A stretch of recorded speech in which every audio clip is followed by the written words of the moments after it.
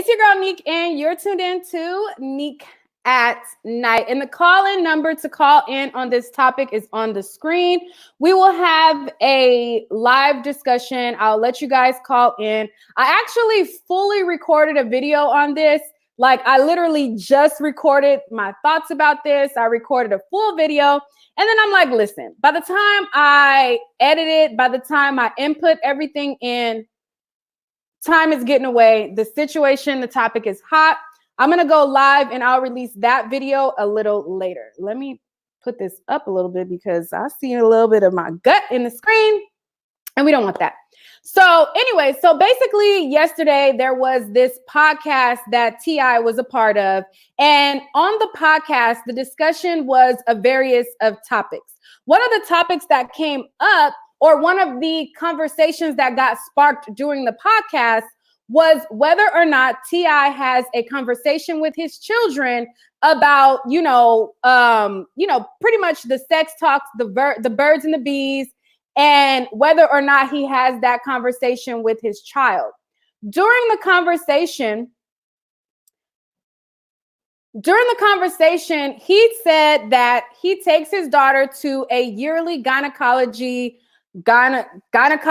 yearly, and he gets a hymen check to determine whether or not she is a virgin or not a virgin. Now, I just went through this in a whole video, so let me just, regather myself and, talk about this. Somebody said my gut is fine. Thank you. But let me not look at the chat because y'all know, Lord knows, I get distracted. So while he was on the podcast, he said that he takes his daughter yearly to determine whether or not she is a virgin or not. Some of you guys have heard it. For those of you guys who have heard it, you'll hear it again. And for those of you who have not heard it, let's hear it for the first time. And then we're going to go on into this discussion. Yes, Deja's 18, just graduated high school now, and she's attending her first year of college, figuring it out for herself. And yes, not only have we had the conversation, we have yearly trips to the gynecologist to check her height. Oh, hey, I'm done with you right now. So, do you go with her? She's a prisoner. Yes, I go with her. Okay, so as you guys can hear, he said not only does he make her go yearly to check her hymen, but he also goes with her. Sorry if you guys didn't hear before, but this is the part where I paused it and I was telling you guys that he goes with her in addition. And the women of the podcast, they were like, whoa, you can tell they were shocked. And they were saying that Deja is a prisoner in her own home. Somebody check on Deja. I go with her. She's a prisoner. So let me tell you, right? So this is one time we go. I think this might have been after her 16th birthday. And this is what we do. Like, right after the birthday, we celebrate. And we go and check her hymen after. And then, what the fuck? Usually like the day after the party, she's enjoying her gifts. I put a sticky note on the door. Gyno. Yes, Deja's 18, just graduated high school now, and she's attending her first year of college, figuring it out for herself. And yes, not only have we had the conversation. Okay, so that it was repeating. Let me play a little bit more. So it goes on a little bit more. I see you guys who are calling in. I'm gonna get to the calls in a second, so be patient. I put a sticky note on the door. Gyno. No. Tomorrow, 9:30. Oh, this is great. And so look, right? So we'll go, you know what I mean? We'll go and we'll sit down, and the doctor will come and talk. And, doctors maintain a high level of professionalism. He's like, well, sir, I have to, in order for me to share information, I say, Deja, they want you to sign this. They want you to sign this right now. I need to know if your hymen's still there. So we can share information. Is there anything that you would not want me to know? Oh, okay. See, Doc, ain't no problem.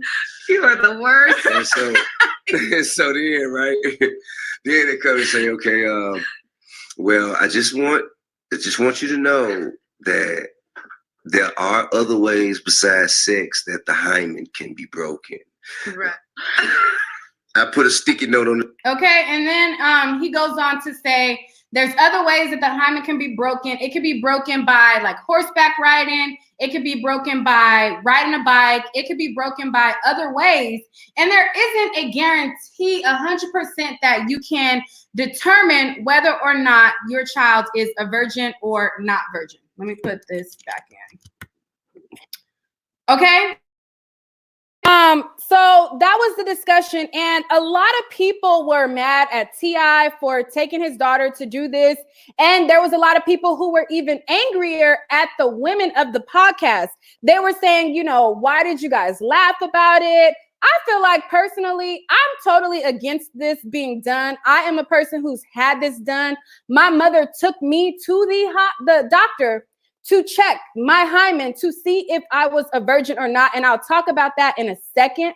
I've seen a lot of people say, you know, I feel like a lot of people in a lot of situations, they feel like, you know, like a lot of people always have to have like the one up on somebody. Like, oh, it's because y'all ain't got no daddy. So that's why you feel that way. You don't know what it's like to have a daddy, blah, blah, blah. This has nothing to do with having a father or not having a father. This has everything to do with a procedure being invasive and totally inappropriate, period. Because I am a person who had this procedure performed, I can tell you guys exactly what happens when you get this procedure, how it feels to get this done as a virgin, and give you guys a little bit more insight, especially to the ones, oh, it's because you ain't got a daddy. You don't know what it's like. It don't got nothing to do with having a daddy or a mama or your mom being present or your dad being present, period.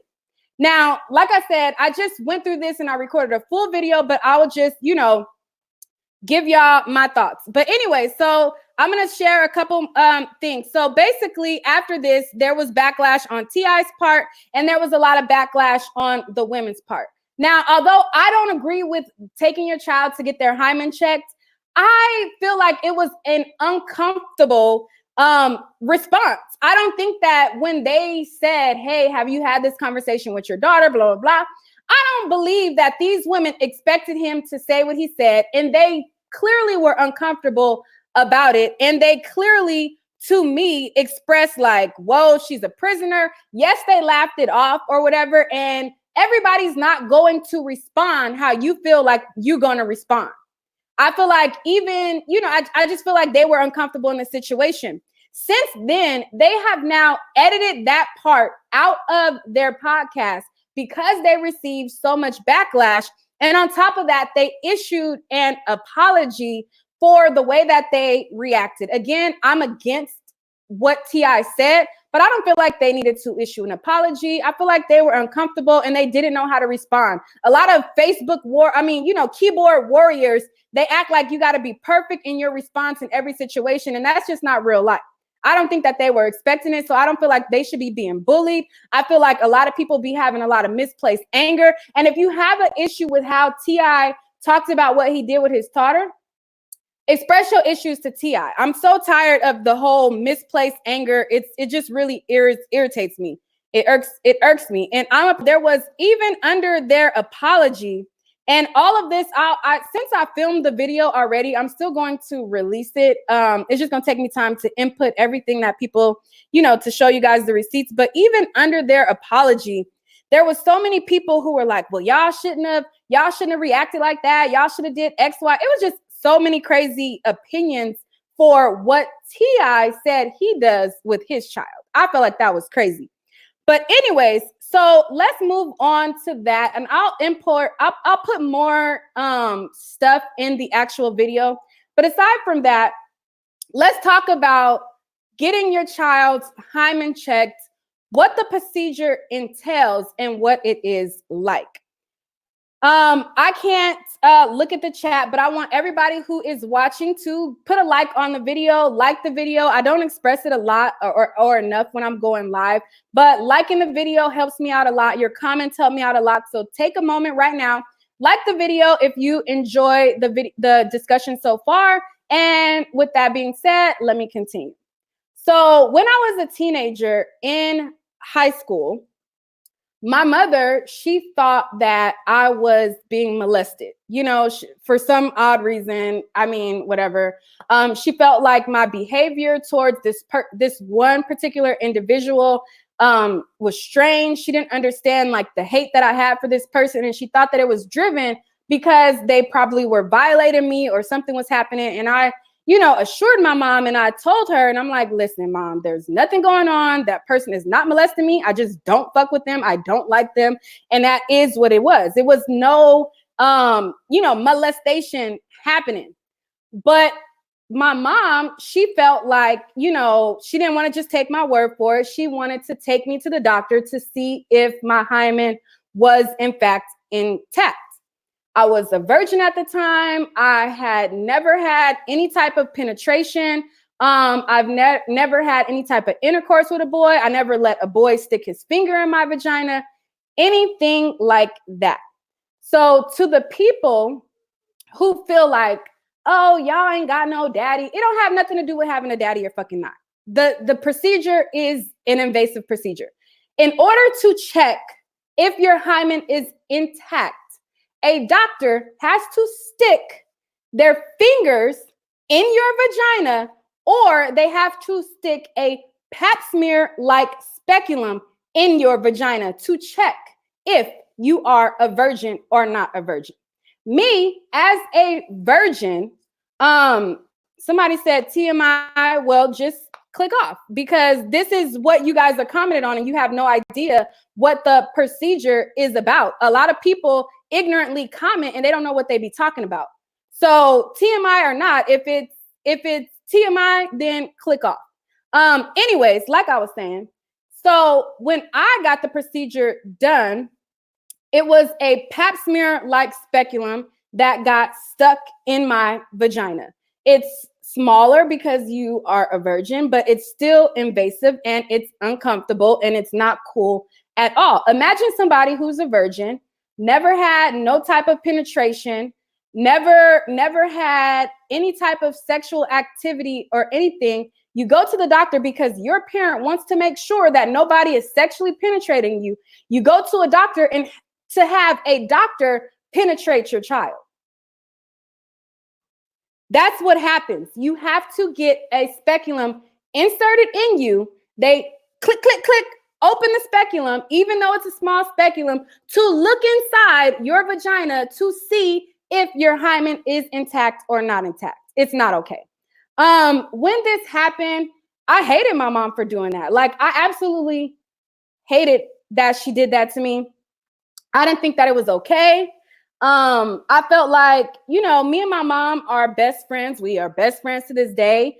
We have open dialogue. I talk to my mom about anything, about sex, about just about anything, And so I felt violated that she would do that to me or have that done, but I never was like really vocal about it. I just was very angry at the time. I didn't really discuss it with my mom. So my mom, she didn't even know how I felt about it in detail. Hopefully I was clear, but I want to know what you guys think. Outside of what happened to me, my perspective, I want to know your perspective. I don't want people to call in just because I said my experience and just automatically, agree. I want to have an open dialogue back and forth. I want to know how you guys feel about it, what you thought when you heard the audio, and I want to have a full discussion about this. So again, the call-in number is 605-468-8756, and the access code is 284538. 786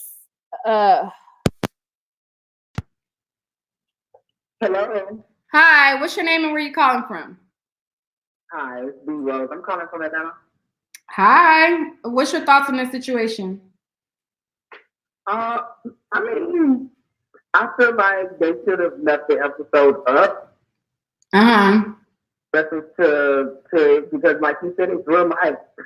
It's actually what happened, and that was their real reaction. They didn't really know how to react to it.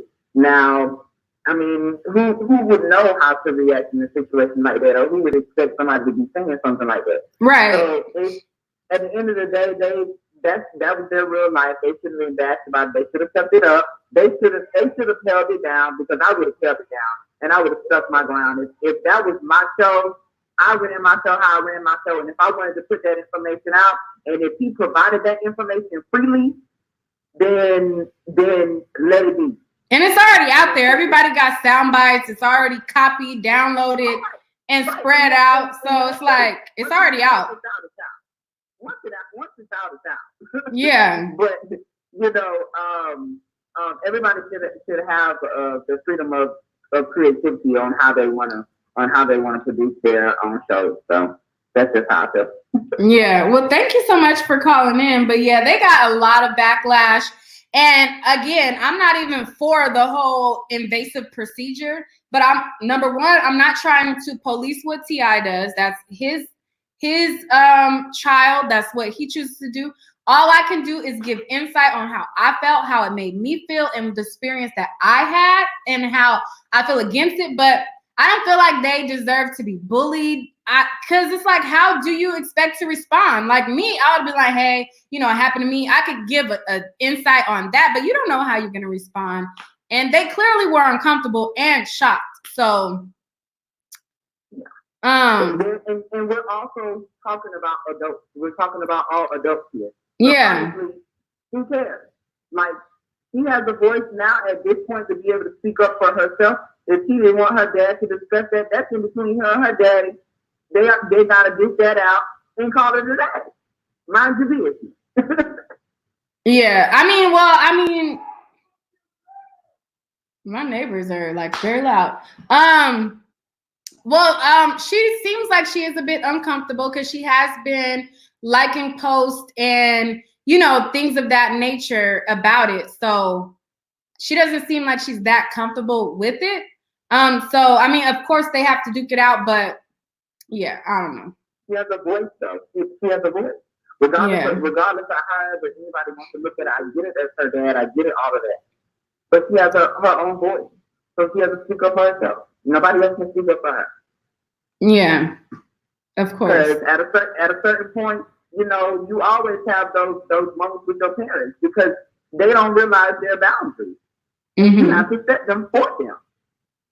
Yeah, you got to teach people how to treat you. But at the same time, T.I. is famous. He's a celebrity. He is the authority figure in the household. So I feel like I look at it a number of ways. Like, yeah, you know, speak up. But at the same time, this is the person who's going to tell me yay or nay, what I can do, what I can't do, you know, provide allowance, not allowance, you know. So it's like it's a lot of factors into just speaking up, you know, too. Yeah. That's understood. Yeah. But there has to be a breaking point. Everybody has to find their own breaking point in reference to their parents. You got to find your breaking point. You figure out when you're going to decide that you can let go of whatever those financial ties are.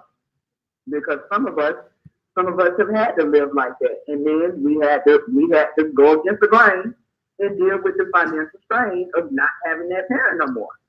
Mm-hmm. It happens. So yeah. I just feel like to a certain degree, I know that when you're young, you're heavily influenced by your parents. Yeah. You really want to satisfy them. You want them to be happy with everything that you're doing. But once you start to realize that everything that you're doing to satisfy them is not making you happy, then that's when she'll break out. Yeah. Well, thank you so much for calling in. I'm gonna go to the next caller. No problem. Have a good night. All right, you too. All right, 951-333.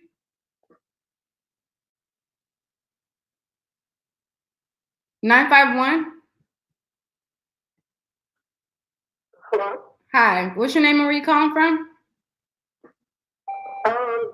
I really don't want to give my name because I'm going to say something that. Hello? Yeah, go ahead. Where are you calling from? I'm calling from Paris, California. Oh, okay, you in my neck of the woods. All right, go ahead. Paris. I'm not. I said you in my neck of the woods. We in the same county. Right. I'm going to say something, and that's why I don't want to give my name because, right. When I was young, I was molested, and so when I was sent to the gynecologist for an exam at 17, I was very, very scared, and I did not go through it because I was so scared. Because I didn't do anything like on my own. This is something that was taken from me. Mm-hmm. But I was sent to the doctor, gynecologist, because I was in a lot of pain all the time.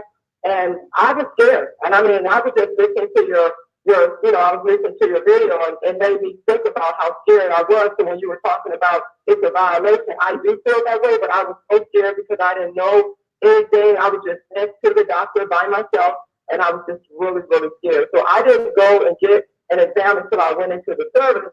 And that's when I had to have an exam because I had to, because I kept having problems with my cycle, but I was like totally scared, so I could relate to that. And that's all I wanted to say about that. I could totally relate to that. Okay, you can relate to my experience, or you can relate what part? What do you mean? I can relate to the being scared. Okay. Like being scared of wanting them to, violate you, touch you in that kind of way. Mm-hmm. Okay. All righty. Well, thank you so much. Is there anything else you wanted to say? No. That's good. Okay. All right. Well, thank you for calling in. No, thank you. Good She said no, thank you. Like what? All right. 256. Hello. Can you hear me? Yes. Hi. Okay, how you doing? I'm King Scorpio from Alabama. Alabama in the house. Yeah, right, Huntsville, North Side, North Side. But I was calling in reference to the TI issue. And I just wholeheartedly feel that he crossed the line in regards to the princess. Mm-hmm. Now, my daughter, she's 15. I'm very protective of my daughter. Mm-hmm. However, at the same time, I just couldn't see myself in regards to getting her hymen checked to see if it's still connected. Yeah. At some point in time, you have to think about your child. And you have to think about what that's going to do to your child. Mm-hmm. I mean, me and her, I was married to her mother for a certain amount of time, and then we separated or whatever, got divorced or whatever. And so, but I wouldn't dare put my daughter through that type of experience because you have to have some type of empathy for your own child. And I would know that would make her very uncomfortable, and she may never ever talk to me again. Mm-hmm. And we already speak a little bit away from the phone. They say you sound a little muffled. So can you hear me? Can you hear me now? I can hear you, but just like move it away from your mouth a little bit. Oh, move it away. Move it away. I mean, not, Okay, it sounds muffled, so maybe it's too close, but don't move it too far. But go ahead. I may need to put my Bluetooth on. Should I put my Bluetooth on? No, that might make it echo. Just keep talking. Just keep talking. I got a Samsung S9. You know, I'm with the Samsung too, so I ain't got the iPhone. So, okay, just continue. Just go ahead. So anyway, but well, I say that to say this. We still have to use some type of you have to be sensitive about these things. Now, to me, I just found out this year that my daughter in the state of Alabama, she can refuse to give me access to not only her medical records, but even if she gets an abortion, she doesn't have to, her parents don't have to be involved in it. That's in the state of Alabama. I don't know how they can do it. So if they are going to put those types of laws and things in regards to giving these children that much control, then why and how is she able to take her down there and get that done to her? Because she authorizes consent. He said that In his dialogue, he said he goes and he says they tell him basically like she has to consent, and then he pretty much intimidates her. That's kind of what it sounded like. He says, "Is there anything that you don't want me to know?" Blah blah blah blah. All right, doctor, there ain't nothing that she don't want to know. And then he signs, and she signs consent. So just because she signs consent doesn't mean that she actually is comfortable. Exactly. And that's the last thing I've always told my daughter. That's the last thing I want you to do is fear me. I don't want you to fear me. I'm here for you. What I'm trying to do is and I'm very transparent with my daughter. So, you know, I give it to her raw. Every time she get off the phone, I tell her in the great words of Tupac Shakur, keep your head up, legs closed, eyes open. And I've given her the whole game on everything that goes on with these young boys. So she already knows the game. What she does with that information is up to her. Because just like how I can't come against out here, I can't come against my daughter here. And I don't even want to put her in a position where she would feel uncomfortable with me or feel me. I wouldn't dare do that. I feel like we crossed the line. Point blank, I don't feel nobody. That's just me. But I'm very protective for my daughter. She knows that. Everybody knows that. Everybody. I love my daughter more than I love myself, but I have to love myself in order to do what I can for her, in order to be there for her when she's going to need me the most.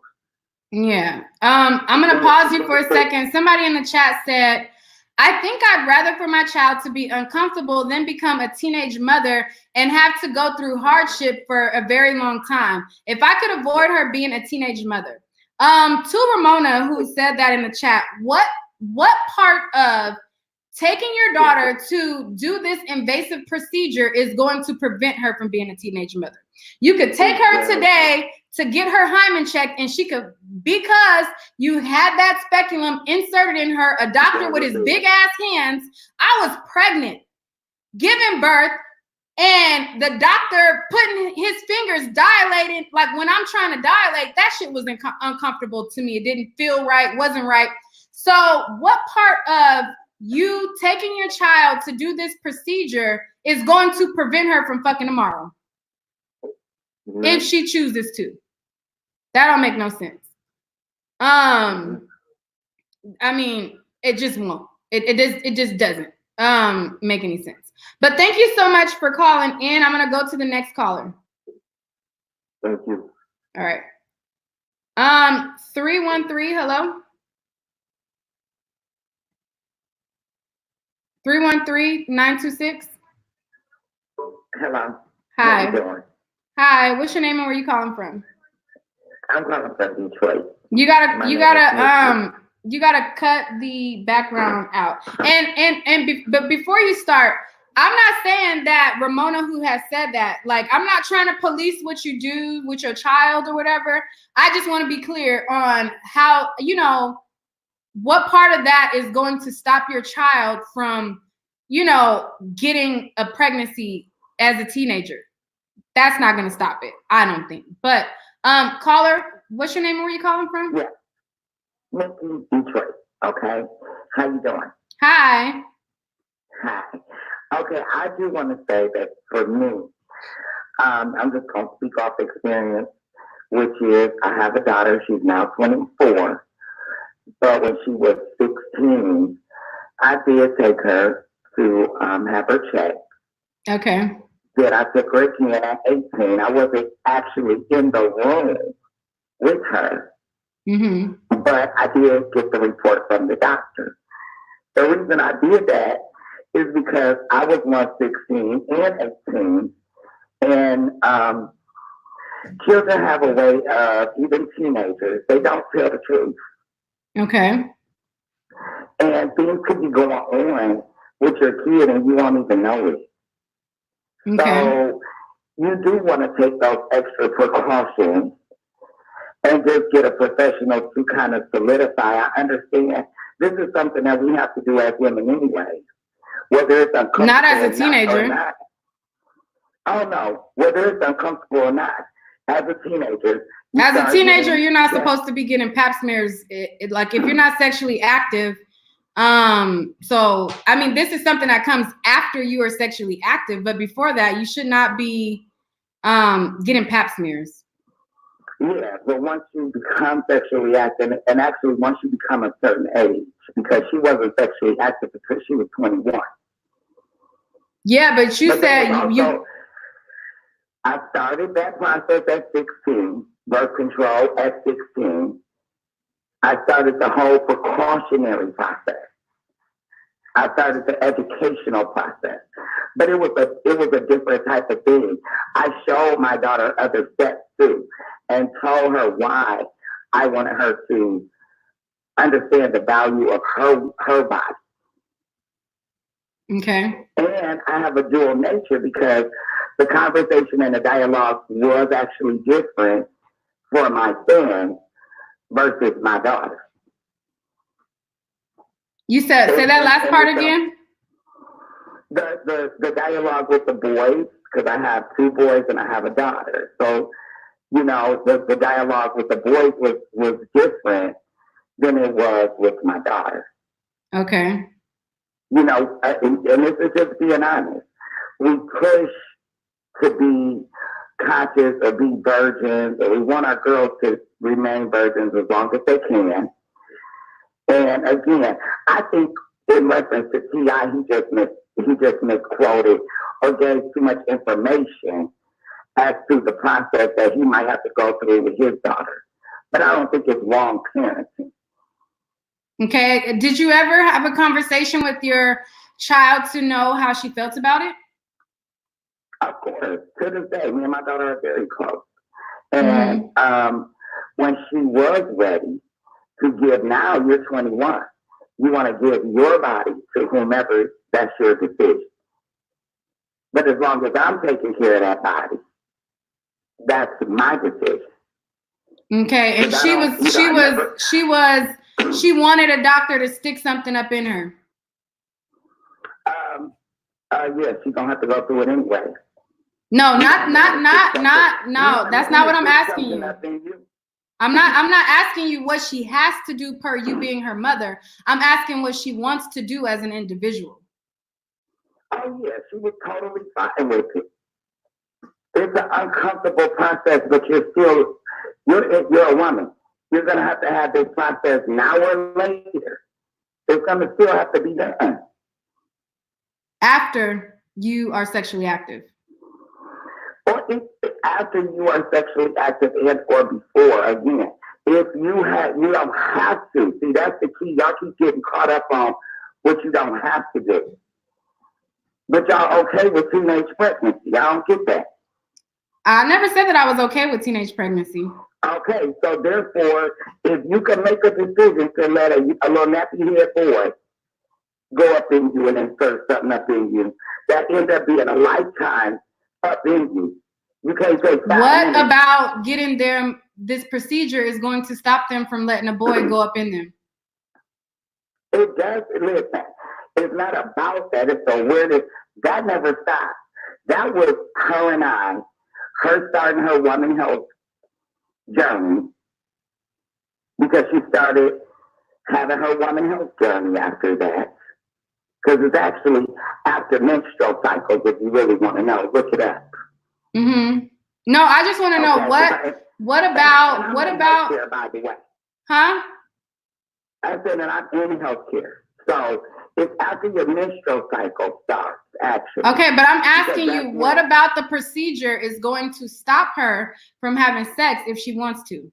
And I did mention that it was other things, such as websites that I went on to show her there are men that are bet on your virginity, that auction for your virginity. Okay, I understand that, and I don't mean to cut you off. I want to understand what part of this procedure is going to prevent her from having a nappy head boy, because you said if a nappy head boy will go up in you or whatever. I'm trying to understand what part of having this procedure done is going to prevent a boy from doing that. The procedure was never met in reference to a precautionary. It is not a precautionary. So that's not what the procedure is for. It's to see if you're telling the truth. Oh, my, I want a sweet 16. Oh, you do? Okay. Are you sweet? Well, I'm 16. And at 16, would you lie? Because I know I did. Okay. Okay. So now we're going to check to make sure this is valid information. That professional came out and said this is valid information. So if at 16 she had sex, she can't have a sweet 16 party? You're not sweet. Absolutely. That you took away that's not sweet. You're not pure no more. You're not a virgin. Okay. And that's just the reality of it. Everybody gets so twisted up on this whole social media opinionated movement. But the fact is, the parents went back to being parents. I'm proud that my daughter was 21 when she decided to start having sex.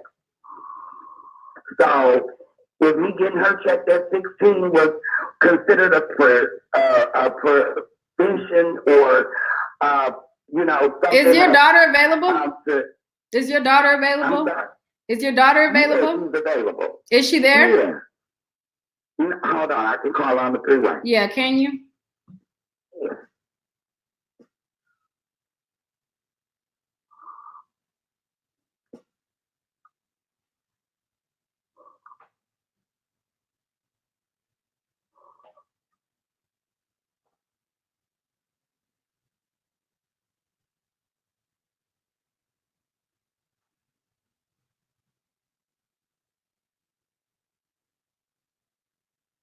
Hey, you guys in the chat. Shout out to you guys. I seen somebody had also donated. I didn't catch it right away, but thank you for the donation. I don't even remember who it was. Let me see if I could go up. Let's see. Oh, it doesn't let me go up far enough. But she's calling. And again, I'm not trying to police how anybody parents. I just want to understand the mentality. Hello? Hey, how you doing? Hi. Caleb? Yeah. Hi. Okay. Hi. Hi, Kayla. Okay, so I was talking to your mom about the procedure that she had done when you were a teenager to check whether or not you are a virgin or not. Yeah. Okay. How did you feel about it? Honestly, I didn't really feel no type like I wasn't nervous or nothing like that. It will be kind of like nerve wracking if you got a daughter, like if nobody, like she never had a pap smear or nothing like that. That'll kind of be nerve wracking because somebody else is going up in your hoo ha, you know. Mm-hmm. But as far as me, my mom had always taught me, you know, in order to have a sweet 16, you have to be sweet, and then that meant, you know, your vision, you have to be intact, you know.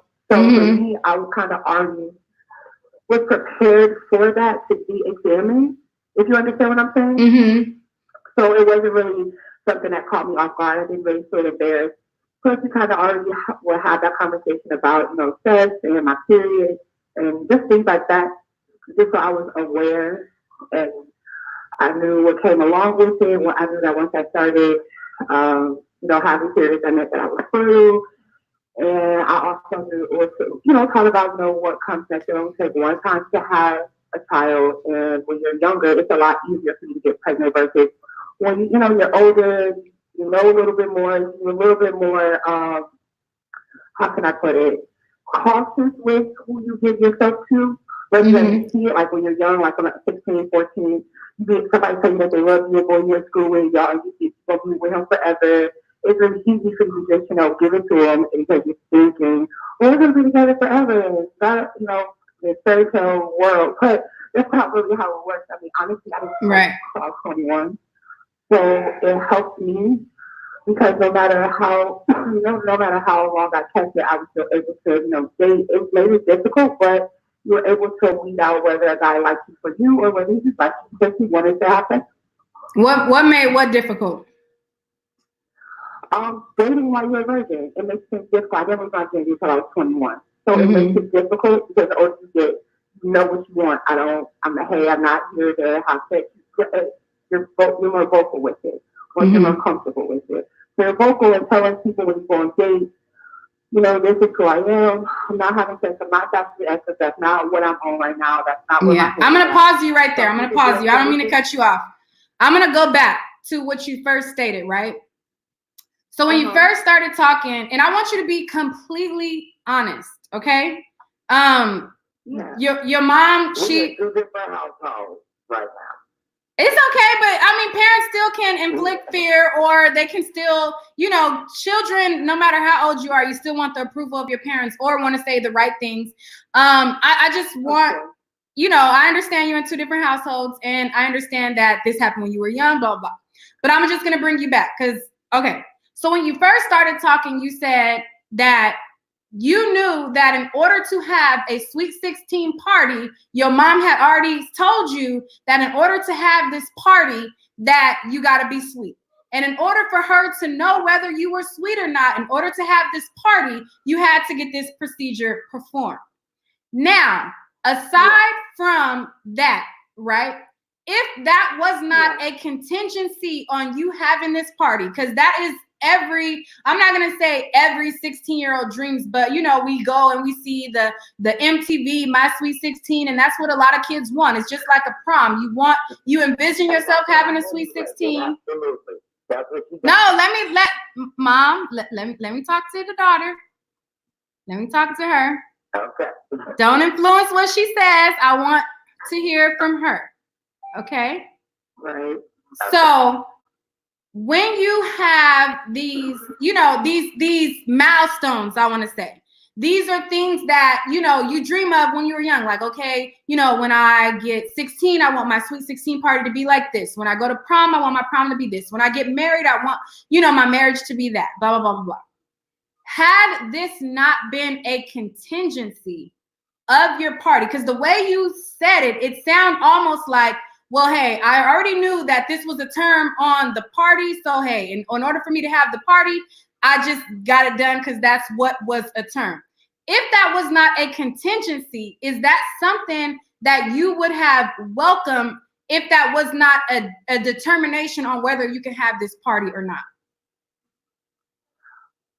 Honestly, yes. And the reason why I say yes is because let me just take it back. Before I was 16, that was already, I'm not going to say it was a contingency, but me keeping my virginity, that was something that was taught from the moment that I was able to understand what my virginity was. Once I got a little tingle down there and I knew that I felt something different, I started to get to talk on what that was and how important it was to keep it. I come from a very spiritual and religious family background. So with that being said, they're letting us know, as well as the guys in our family, ladies, don't just be going on here giving it to anyone and everybody. Hold it, because it means more than what society might tell you that it is. In reality, when you first start having sex, that's actually the bond between husband and wife. Right. I understand. I'm sorry to cut you off again. I understand the importance of having a virginity. I understand the importance of holding it till marriage. I understand the so all of the things that you're explaining, those things I kind of I understand those things. Those are the things that she was taught me. And this is what I know that, but I'm talking about a procedure. Like she's explaining stuff that I get what you're saying. You're trying to demonize the procedure. I'm not trying to demonize the procedure. She's going kind of off topic of, it's like, okay, I get that part of it. That's not what I'm kind of asking. I'm not trying to demonize the procedure. I want her to be honest. I don't feel like she's being. If my mother wouldn't have told me, hey, your virginity isn't important, that's not what, based off of getting a Sweet 16, what I have still kept my virginity. And honestly, I have to say for myself, yes, I would have been mine. I still probably would not have had sex until 20 or 21. Still, honestly, and I say that because myself, I'm very quirky. I'm a little awkward. I'm not like that. I'm not that kind of young lady. I've never been that way. Okay, so whether you had the procedure or not, you still were going to be a virgin. So the procedure did not determine you to be a virgin or not based off of the procedure. Absolutely not. I'm not, no. It was the beginning of my conversation. Hold on, both of y'all. Hold on. No, I'm trying to hear from your daughter. Well, wait a minute. I said that from the beginning of the conversation. I said it had nothing to do with, that was my verification. It had nothing to do with her validation. I know, but I want to know how effective it was and how she felt. That's the reason why I'm asking her these particular questions. I want to know how effective it was and deterring her from having intercourse, and I want to know how she felt. What you gotta understand is what was effective was the parenting, not the procedure. No, that's what I'm saying. And I think that's the wording. I don't think it's called a procedure, anything, because it's not like you're going under the knife or anything like that. Yeah, it's not the medical world. What you gonna have to do anyway. Well, I don't see it as a procedure, but honestly, it has a little bit to do with the parenting that I can speak for myself, the parenting as well as how strong-willed that child is. Because I can be honest with you, when I got into high school, my freshman year, that's where everything really hit me. That's where I was the most challenged with whether or not I was going to keep my virginity or not, obviously, because it was new to me. I was actually considered popular. Guys were looking at me differently. I felt more comfortable with my body. I felt a little bit more confident. And you were there in a whole yeah, well, I was always pretty, but it was just a whole new environment. And for a young lady, when you get that kind of attention and you're not used to it, it can make you do things that you're not used to. It can suck you into a world that really is not for you because you're getting something that you're not used to, which is that male I like, oh, I can see sexy. But when you learn how to decipher the two from, okay, yeah, that's just a sex look, or no, he just actually think I'm cute, then you're able to, just handle yourself better. But I just think it's about the will of the child because, like I said, when I was 14, I had to change totally schools my 10th grade year. I mean, it wasn't all sweet and dandy. It was, I definitely tried my mother for sure. And I still maintained my virginity. That doesn't mean that there wasn't situations that occurred that I could have lost my virginity. That doesn't mean that there wasn't situations that I got myself in that I almost thought that I did lose my virginity. That doesn't take away any of that. It's just that it has to be that child. You can tell your kid, no, don't do this all you want to. But once they get into a certain environment and they feel that they have a sense of freedom, they're going to do whatever they want to do. Right. Okay. And so with that knowledge of knowing that a child is going to do what they want to do or not. How old are you now? I'm 24. So, okay. And do you have any children? No, I honestly, to be honest, I was pregnant. Me and my boyfriend did get pregnant over in July, and I had a miscarriage in September. So outside of that. So, okay, so with your sentiment of, regardless of what it determines, like the outcome is going to be the kid, because that's what you said. It's whether or not the child is strong-willed or not. Is this something that you are going to, make a traditional thing? Yeah, I mean, I have to be raised. I have a little cousin. Her name is Laura, and I call her my little sister. And from the moment that me and her have been in the same household, I've always let her know that you don't have to have sex. It's not about that. You don't have to give your virginity. And she knows she's just turning 14 now, and she's so in tune with herself. She still recalls that, and she still articulates and lets me know that I register what you said to me.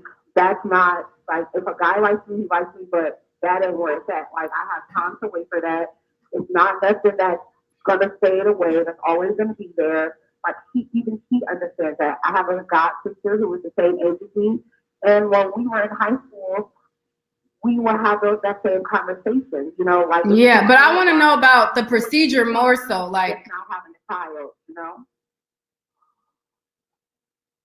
Like you want to know what means.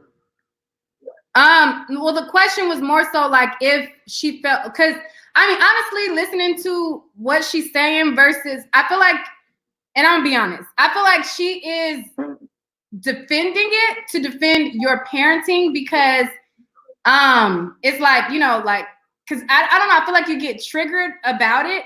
But I honestly, when I listen to her, she talks and she says things like, it doesn't matter either way. It's up to the child. The child is going to do what they want. So I'm trying to figure out what part of the procedure is worthy of getting passed down if the child is going to do what they want either way. Oh, okay, so here it is again. And this is where I'm going to interject. So, first of all, she is her own woman at this point, okay? Mm-hmm. There's, like, literally, I didn't even give her a heads up. I just said, she doesn't even know she's on your YouTube channel. She just knows, hey, I want us to discuss this on an open forum. Are you okay with that? You got time? And she said, yeah. And I cooked it right in, okay? Mm-hmm. But in reference to the procedure, it was never technically for her. Right. I understand that part. I understand that part. So that's why I wanted to ask her if even that was your reason. You wanted to know whether she was sweet, not sweet in that. And it was for you. But I want to know about her, if this was something that she wanted to implement since she got it done. It doesn't sound like you got it done. At 15, if you're not paying my bills, come on now. How old were you when you lost your virginity? So this is, wait a minute, this is where society is asshole backwards. And I'm going to tell you why. I was 16 when I emancipated myself. Okay. So there's a difference. So her mother came up different than she did. Okay, you were 16 when you emancipated yourself. When did you lose your virginity? At 14. Okay. So Okay. you hold on. Let me tell you. And I lied to my mother. Okay. Okay. And nobody checked. Okay. I walked a different walk, and I did not want my child to walk that walk because things are learned behavior. So what I see society doing is for people who want to parent their children, they are demonizing the effort, going off of the masses or whatever somebody's opinion is. No, that's not. There's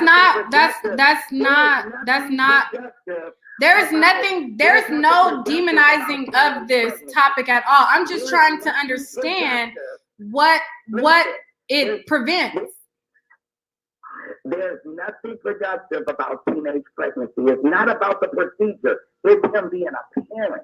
So y'all going all off the track about this procedure that she's going to have to get anyway. After she is sexually active. After you start bleeding. No. After you start producing eggs. Oh, believe me, I'm going to say it again. I'm in healthcare. So it's not technically after you start having sex. Okay? Because they start giving the teenage kids the last immunization is at 13. And it has to do with a what? TV. So it's after you start having a menstrual. So what is wrong with how he chooses to parent? There's nothing wrong with how he chooses to parent, but I just want to understand what the outcome was. Dialogue was this. What he mainly said was, he asked his daughter, hey, you need to sign this. Because he really, 18 or not, if I'm taking care of 18, if I'm taking care of 16, 17, and anywhere in between, and I had that, and I made all the sacrifices for my child, not the state, not the government, me. I got, you dang all right, I got the right to check the validity of what my child is telling me. Okay. Now, Okay, is there so any sense in that? Yes. okay. So I've gotten your sentiment. I'm gonna pause you right there and I'm gonna go to the next caller. But thank you so much for calling in. Thank you. All right.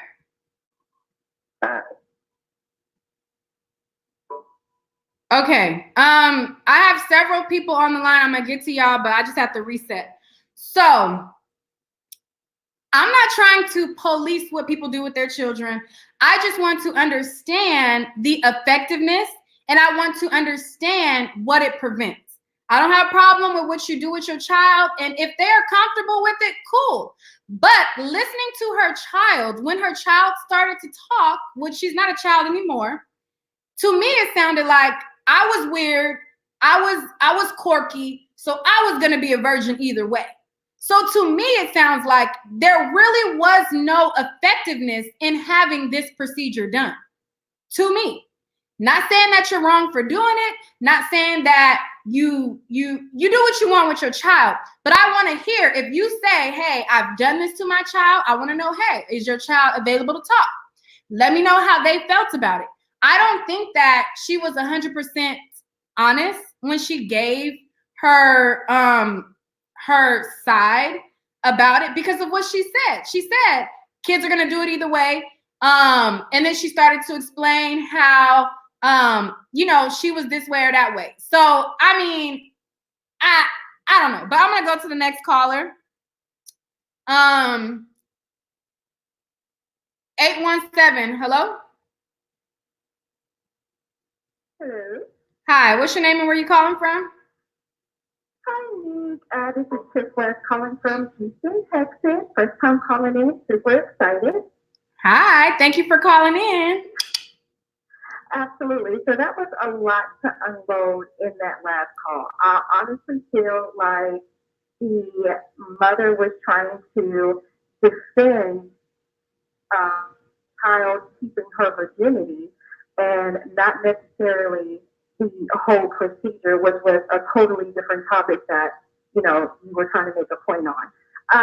But my opinion is short and sweet. This should have never been made public knowledge.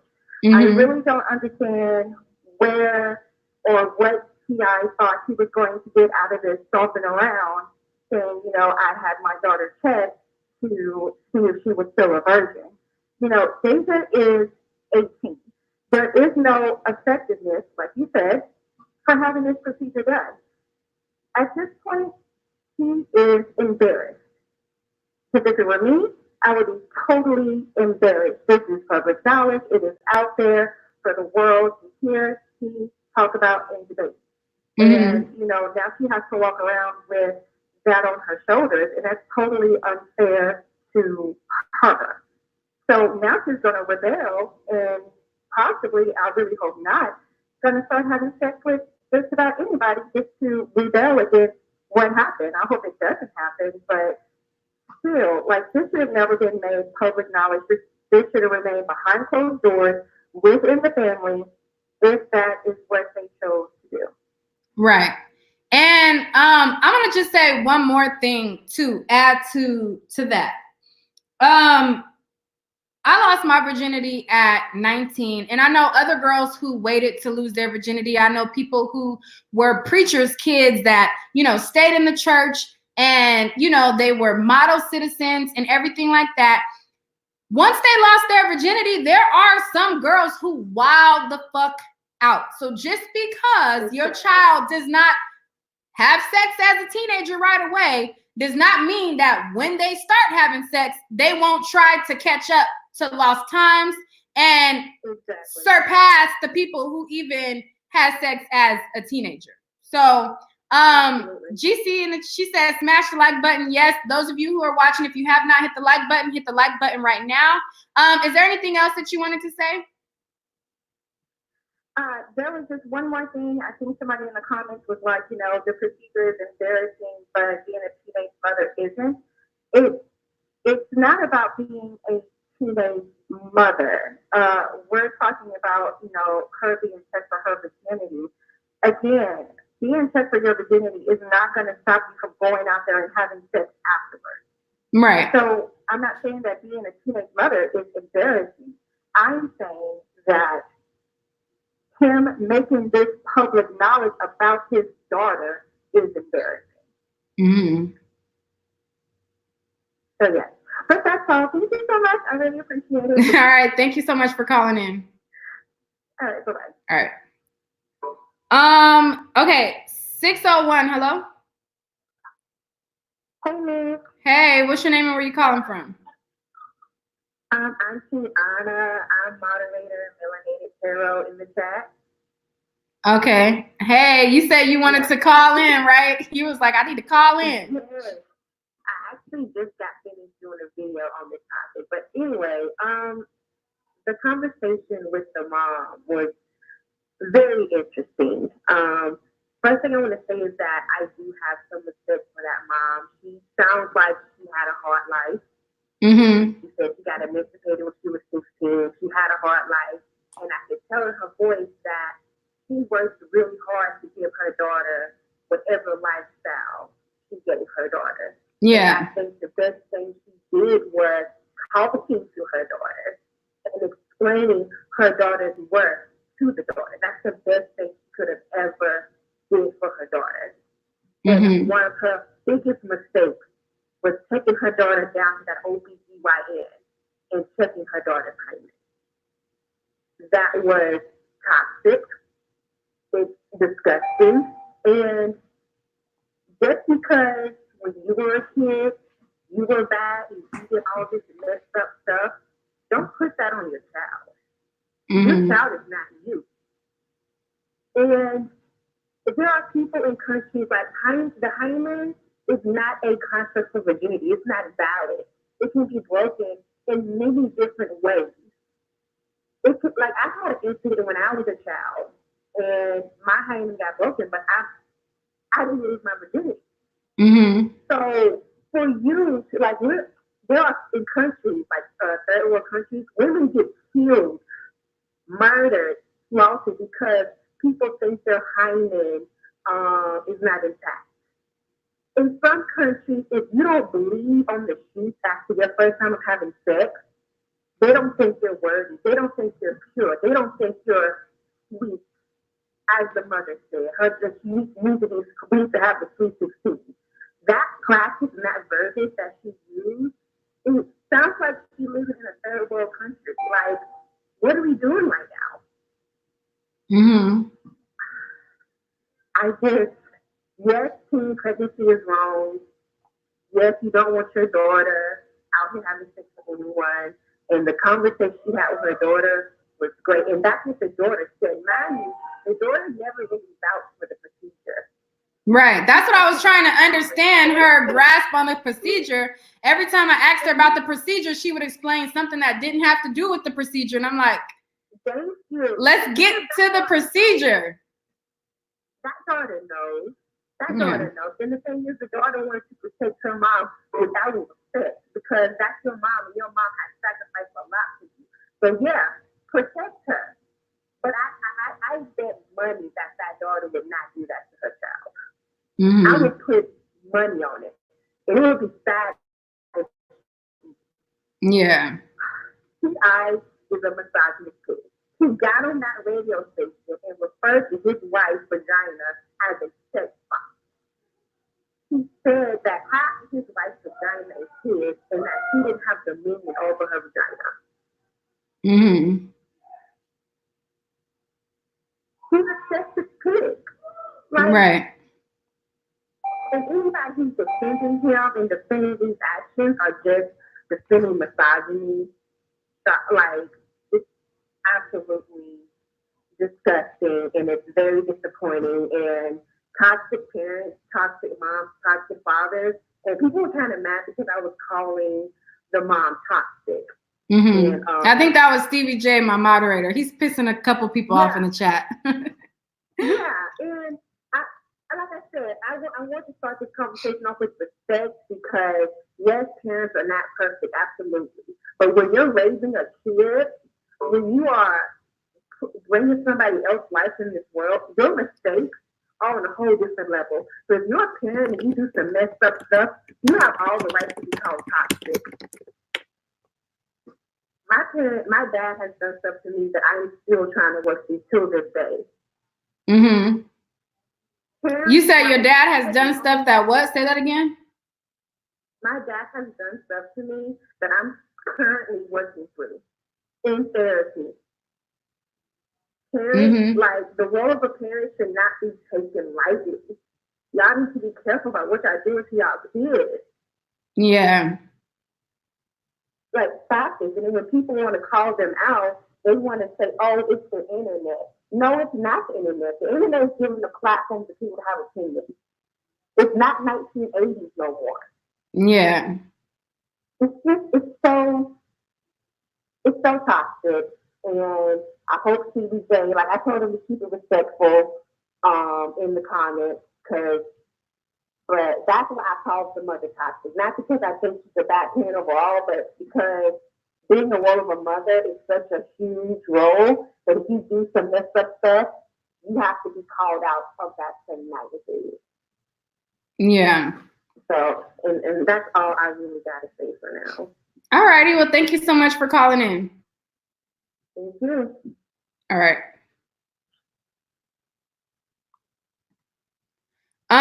340. Hello. Hi, how are you? Hi. What's your name? Where are you calling from?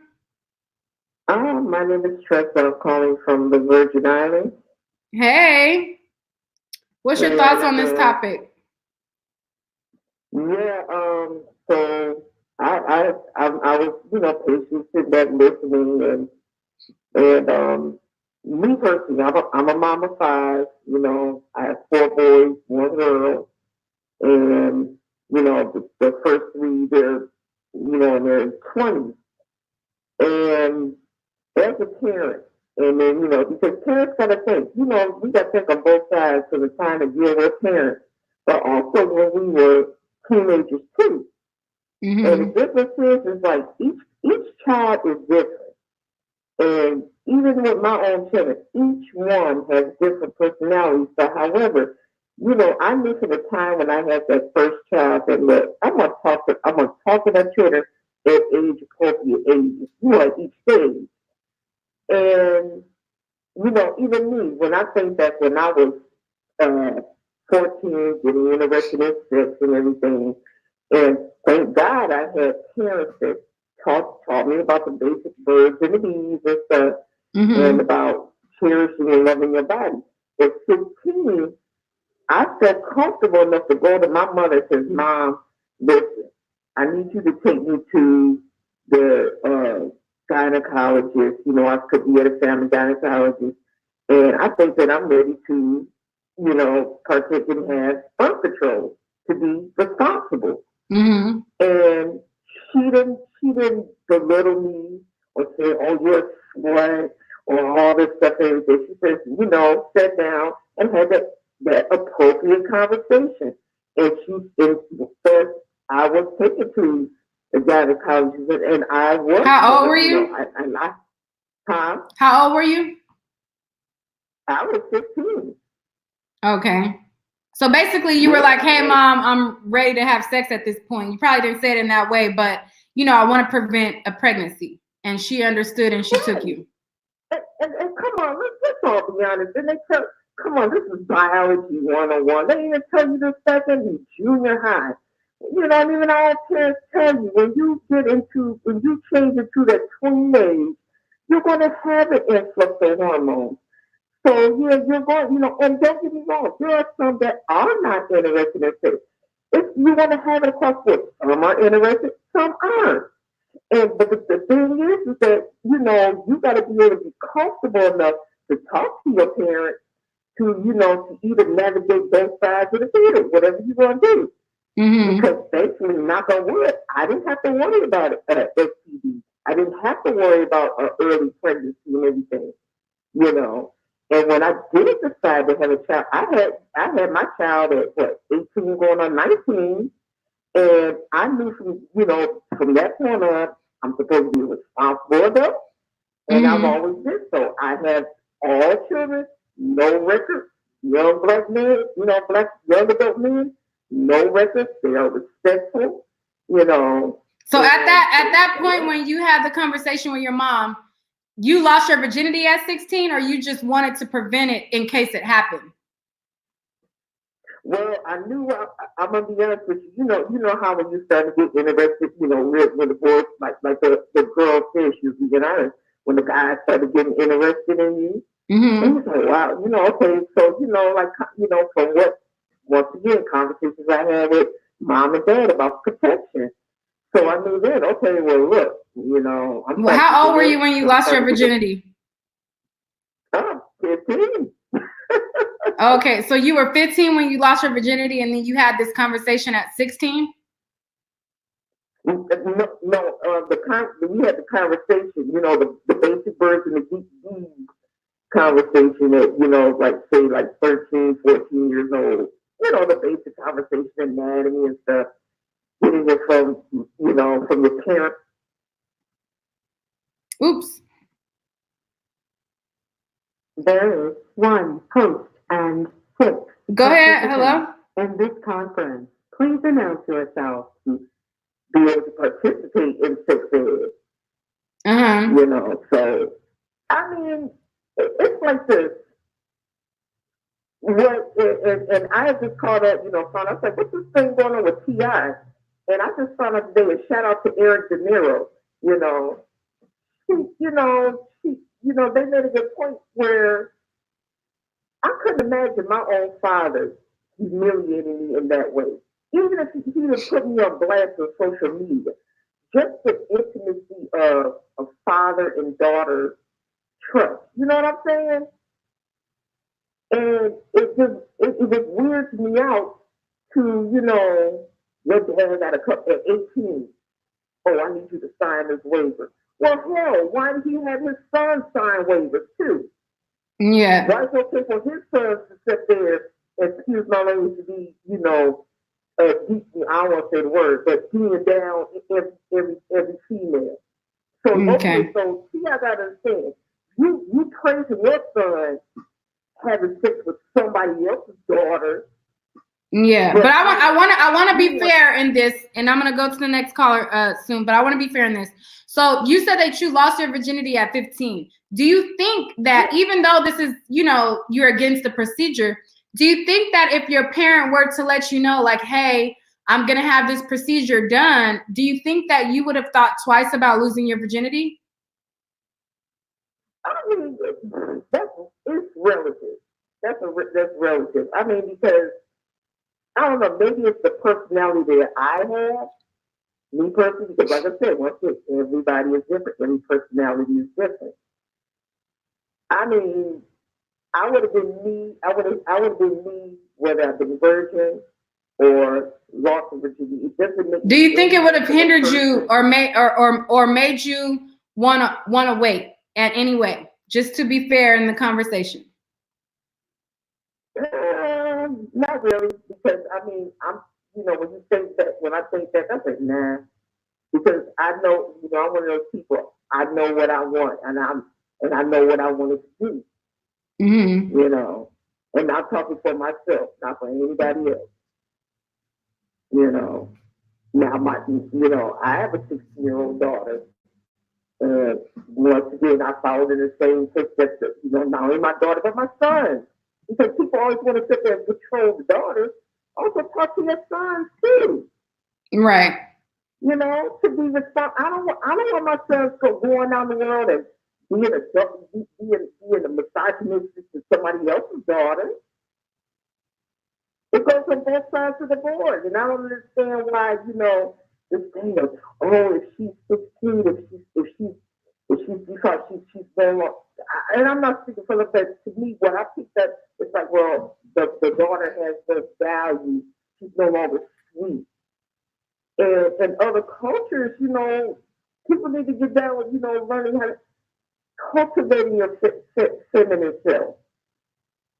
And not being ashamed is something to lock down, or it should be owned once you get in a relationship with a man or married, and now he owns your quote unquote sex box for what I say. Ridiculous. Okay. All righty. Well, thank you so much for calling in. I'm gonna go to the next caller. Okay. Thank All right. Okay, I'm gonna go to the next caller, but first I want to address the chat. I have moderators. Stevie J is a moderator. He's been a moderator. Stevie's views is not my views, and his views does not reflect my views. Stevie, stop pissing people off in the chat, okay? And don't take what he says personal. Also, like, I'm entitled to my opinion. Everybody's entitled to their opinion. I don't want you guys to think that because Stevie is voicing his opinion, it's a reflection of how I feel. Obviously, clearly, I have my own thoughts. You have your own thoughts. And I don't feel like that should make you feel like, because I seen somebody say, oh, you know, you're going to lose subscribers because of what your moderator is saying. His reflection obviously is clearly polar opposite from what I think. So I don't feel like what his opinion is should be a reflection of my channel. He's his own person, but he's a moderator just because he supports my channel and he's been a long supporter of my channel. And I'm not going to, you said he's being disrespectful. I don't know what all he's saying, but Stevie J, I'm gonna just say, calm down, okay? And you know, he's his own person and his views are his own. 661, hello? Hi, yes. My name is Crystal, and I live in Texas. Hey, how are you doing? Hi. I don't know what Stevie, what are you saying in the chat? I don't even know what all he's saying. I'll have a conversation outside of this, but go ahead. What you say? What's your name? Where are you calling from? Oh, I'm Crystal, and I'm calling from Texas. How are you? Hi, I'm great. And yourself? I'm doing awesome. I'm really glad that you're having an open discussion about this because this actually happened to me when I was a teenager. I wasn't expecting it. I actually was going in for physical for cheerleading, but I didn't know that my parents had set up a pregnancy test and a pap smear for me to pretty much like check to see if you were a virgin or not. Right. Yes. And I remember feeling really embarrassed and my feelings were hurt. I remember feeling like, wow, they don't trust me. Like, and I wasn't even close to having sex at all. I wasn't.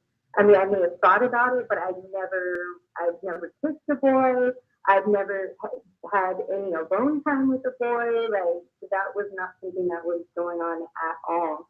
And now that I'm older, I kind of understand why it happened. I think it had something to do with family members, other family members past. So them thinking maybe that because I was the oldest girl, maybe they were thinking that would prevent me from doing anything.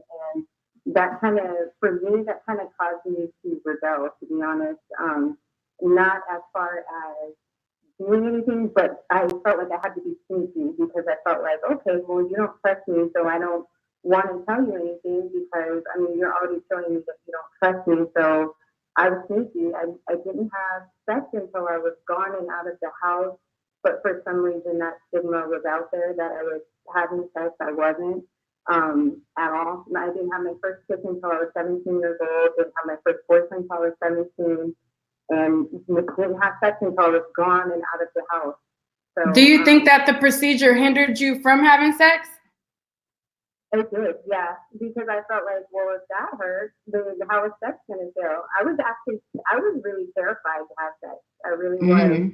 I was really afraid because I felt like, gosh, it really hurt. I can't even imagine what, you know, and the first time that I did, the guy that I had sex with, he had to try a few times because I was so scared that we had to keep starting and stopping because I was so afraid. I kept thinking about that procedure. So for me, I felt like it didn't do me any good. It made me feel like I couldn't be upfront with my parents. It made me feel like I had to lie about stuff, like because I didn't want things. Like I was a pretty innocent kid. I was already too scared to really do anything anyway. But I was a cute girl, so I don't know if they thought, oh, okay, she's pretty, so she's probably going to be doing something. Or I had a family member back in the day that did A, B, C, and D, so well, maybe let's make sure she's not going to do what my family member did. So I don't know what that had to do with. To me, I don't feel like I exhibited any signs of somebody that would be, you know, promiscuous, but that made me feel like they didn't trust me. And it actually made me feel like, what? Like it made me feel like, well, God, they don't even trust me. Like, you know. And then so just to kind of sum up what you said, basically it had pros and cons. You feel like it deterred you from having sex, but it it displayed that, or it lets you know that your parents did not trust me, so, or did not trust you, so you felt a way about the trust that you had between your parents. The trust between your parents was broken. Although it deterred you from having sex, it made you more sneaky because you felt like they didn't trust you anyways, so you gonna, whatever. Right, exactly. So Okay. for me, I would say it didn't benefit anything for me personally. It didn't. And I really think people should sit down and talk to their kids and ask them how they feel about it before they just either spring it on them, or I don't think that. I mean, really, being in the healthcare professional field, you're really not supposed to have a pap smear until you're 21 years old, or you're sexually active. So if you're not having sex, you're really not even supposed to have a pap smear until you're 21 years old, at the very least. So like you were saying, I agree with you. Because somebody else was saying, well, they're gonna have to go through it anyway. It's like, no, you're not really supposed to go through it until it's two things. Either you're sexually active or you're 21 and older if you're not sexually active. So I agree with you. No. So for the people that are saying, well, they're gonna have to go through it anyway. No, that's not true. You guys don't know what you're. I mean, I'm not trying to be disrespectful, but you don't know what you're talking about. They will have visits where they can talk to the doctor, but as far as a pap smear goes, that's not supposed to happen until later or whenever they become sexually active. So right. Yeah. And back to what the other lady was saying. How come boys don't have to deal with this? Why is the stigma only put on girls? Don't have sex. Why are we not also telling boys that abstinence is an option as well? Why is it always the pressure put on females? Like, I feel like that's pretty ridiculous and unfair. That if we have sex early, we're flushed. If boys have sex early, they're players, they're pimps. Like, I feel like T.I. is being misogynistic in that way. Like, his son on the show, his son 18 had sex at 15, and it was like a great thing.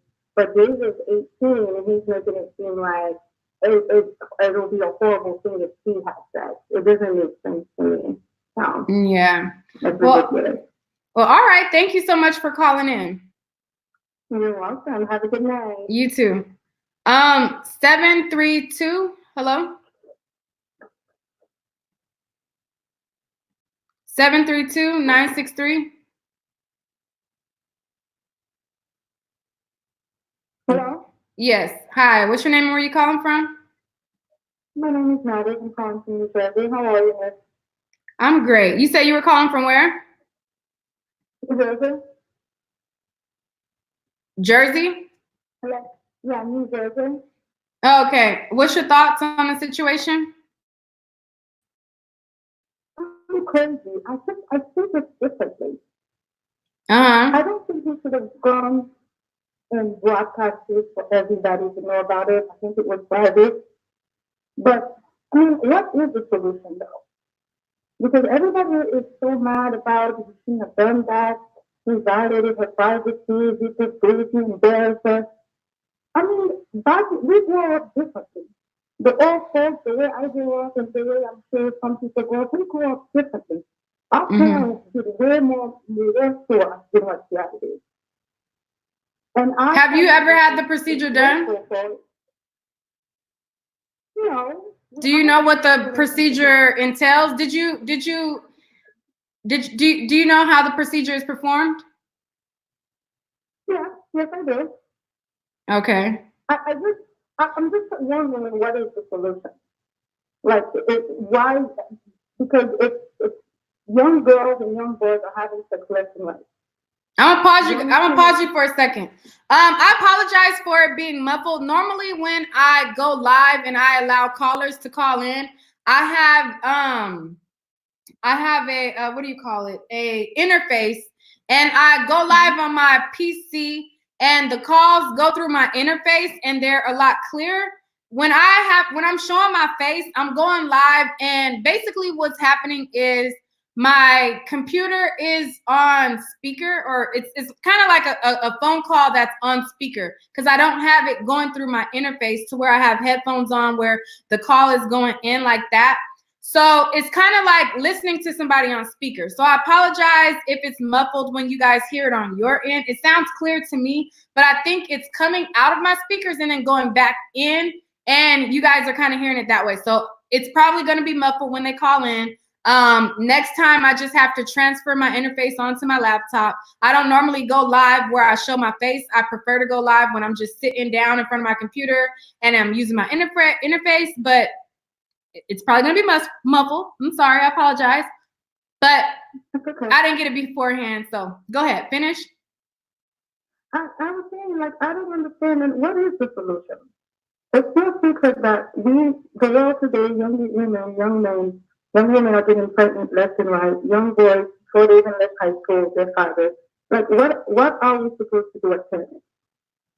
Like I said What? prior, I'm not going to tell parents what they can do or what they cannot do. I'm not here to raise anybody else's child for them. I'm not here to police how people raise their children. I just want to bring awareness to the procedure as somebody who has gotten it done. I can only express how it made me feel when I got it done and how I felt betrayed by my mom for having it done to me, being that I was not a person that was sexually active. I was well aware of my morals and values because my mom had already inflicted my morals and values. I was a lot like the caller who called in where her mom was talking and then she was talking. I wasn't going to lose my virginity either way because I already had been informed of my morals. I had already been taught, certain things. So the procedure didn't hinder me or like it didn't prevent me from losing my virginity. All it did was make me feel betrayed from my parent. I can't give a parent a solution, but I think as a parent, you should definitely be aware of what the procedure entails. And I feel like parents should go in knowing, hey, if my child is a virgin, now I am having my child be subject to a doctor sticking his fingers in her vagina to a non-potentially violated vagina and a speculum up there where, you know what I'm saying? And you have to think about those types of things. But I'm not here to give a solution. It's up to you as a parent. Everybody is going to parent their child accordingly, and they're going to parent their child how they see fit. Well,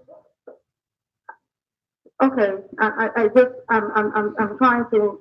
It's just if the only thing is what you did, maybe was wrong. Maybe I don't know. Maybe it was wrong. Maybe it wasn't. If when our kids, we can't tell our kids no, don't have sex at 15. If they come to us at 15, then the best thing to do is to give them birth control and say, okay, there's birth control, and hope all is well. It's like whatever happened to know. Why can't we? Why can't? If maybe we are on top of our kids, like some parents are, or like the old days, like parents used to be, then maybe a lot of things we have going on right now, maybe we wouldn't have them. Mm-hmm. Maybe if we stop giving them so much privacy, maybe if we keep being on top of them a little bit more and stop giving them so much privacy and stop giving them, maybe a lot of teen pregnancy, maybe a lot of things that happen right now wouldn't have happened. I don't know if the way T.I. does it, if that was the best way to do it. I just don't even think that he should have broadcasted for the whole world to hear. I think that he's household, that his daughter, he does what he wants to do with his daughter. Maybe that would make her think twice about having sex. Maybe thinking that, what, my father does this to me, maybe that would scare her into not having sex. Because I don't think it's just about him wanting her to be a virgin. I might be wrong. I don't know what he was thinking. Maybe that wasn't just about her being a virgin and being pure, because there's consequences to having sex. Mm-hmm. And not just having a baby, there's other things to having sex. There's sexual disease, there's a whole lot of things like AIDS and STD and all these things that still exist. Right.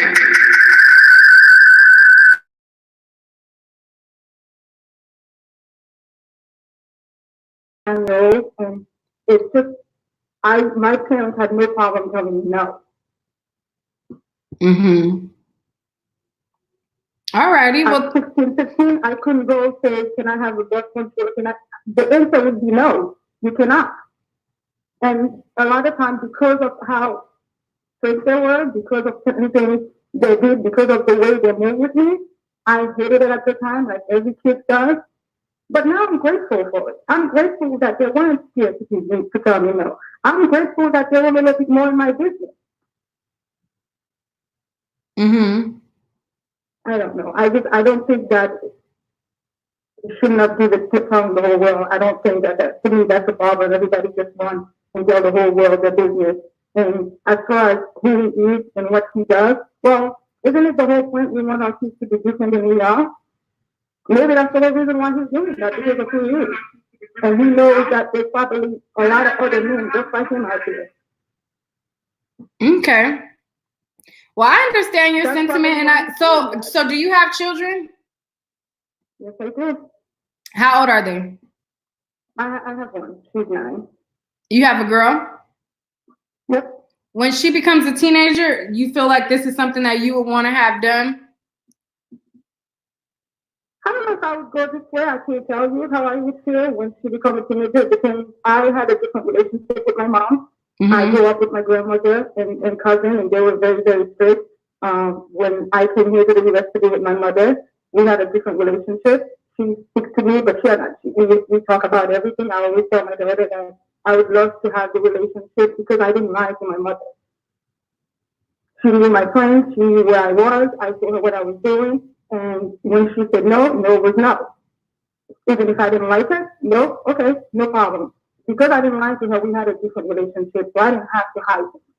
When it was time, when I wanted to date, and that time came, I went to her and I said, I'm seeing somebody, and all she always said, don't date outside. If you're seeing someone, bring them home. And I did it, and it went differently.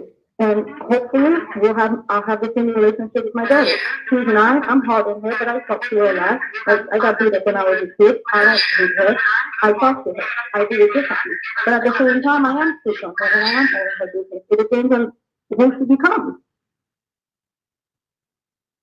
Okay. But people are saying that they can't hear you. I just turned it up on my phone while I'm live, and I could hear what she's saying. I don't know why y'all can't hear her, but I just turned it up and I could hear what she was saying. I don't know why y'all can't hear.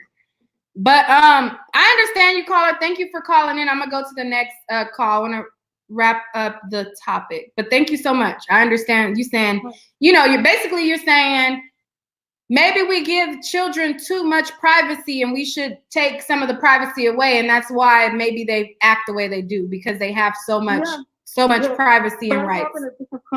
I grew up in a different country. My generation was kind of different. I've always thought, even before I had kids, to me here, there's just too much. Maybe that's the problem. Too much with we have to keep the privacy. The kid is 13, 12 years old, and he's saying, I have a friend. My mom has a friend who has a 12-year-old. Came to her mom, a 12-year-old, talking about she wants to date. And her mom's view was, well, if I don't let her do what she's going to do it behind my back, and go, what? If I don't let her do it at 12 years old? Yeah, that's ridiculous. No, at 12 years old, you're too young, you cannot be dating at 12 years old. I'll take you everywhere if I have to.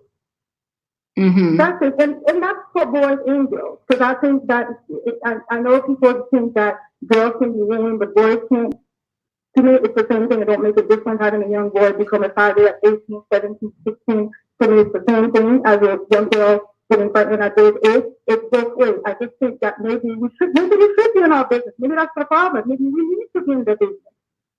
Okay. Whether it's the way T.I. did it or a different way, we need to be in the business. And it depends on what child we have. We don't know how, she could be the best kid ever, but we don't live in the same house with them. We don't know what kind of girl she is. We don't know we don't know what she's bringing home.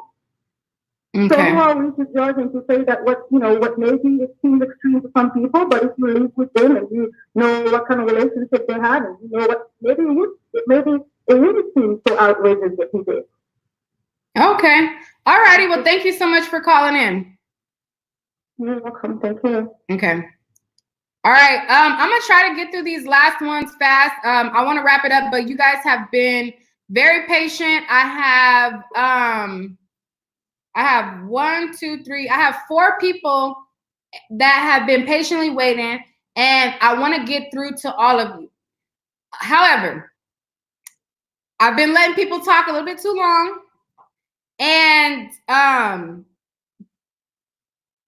ready to wrap it up. So I will allow you guys to speak, but can we, get to the point, and then I'm gonna go to the next one and then to the next one. Sorry, but hey, 205. Hello.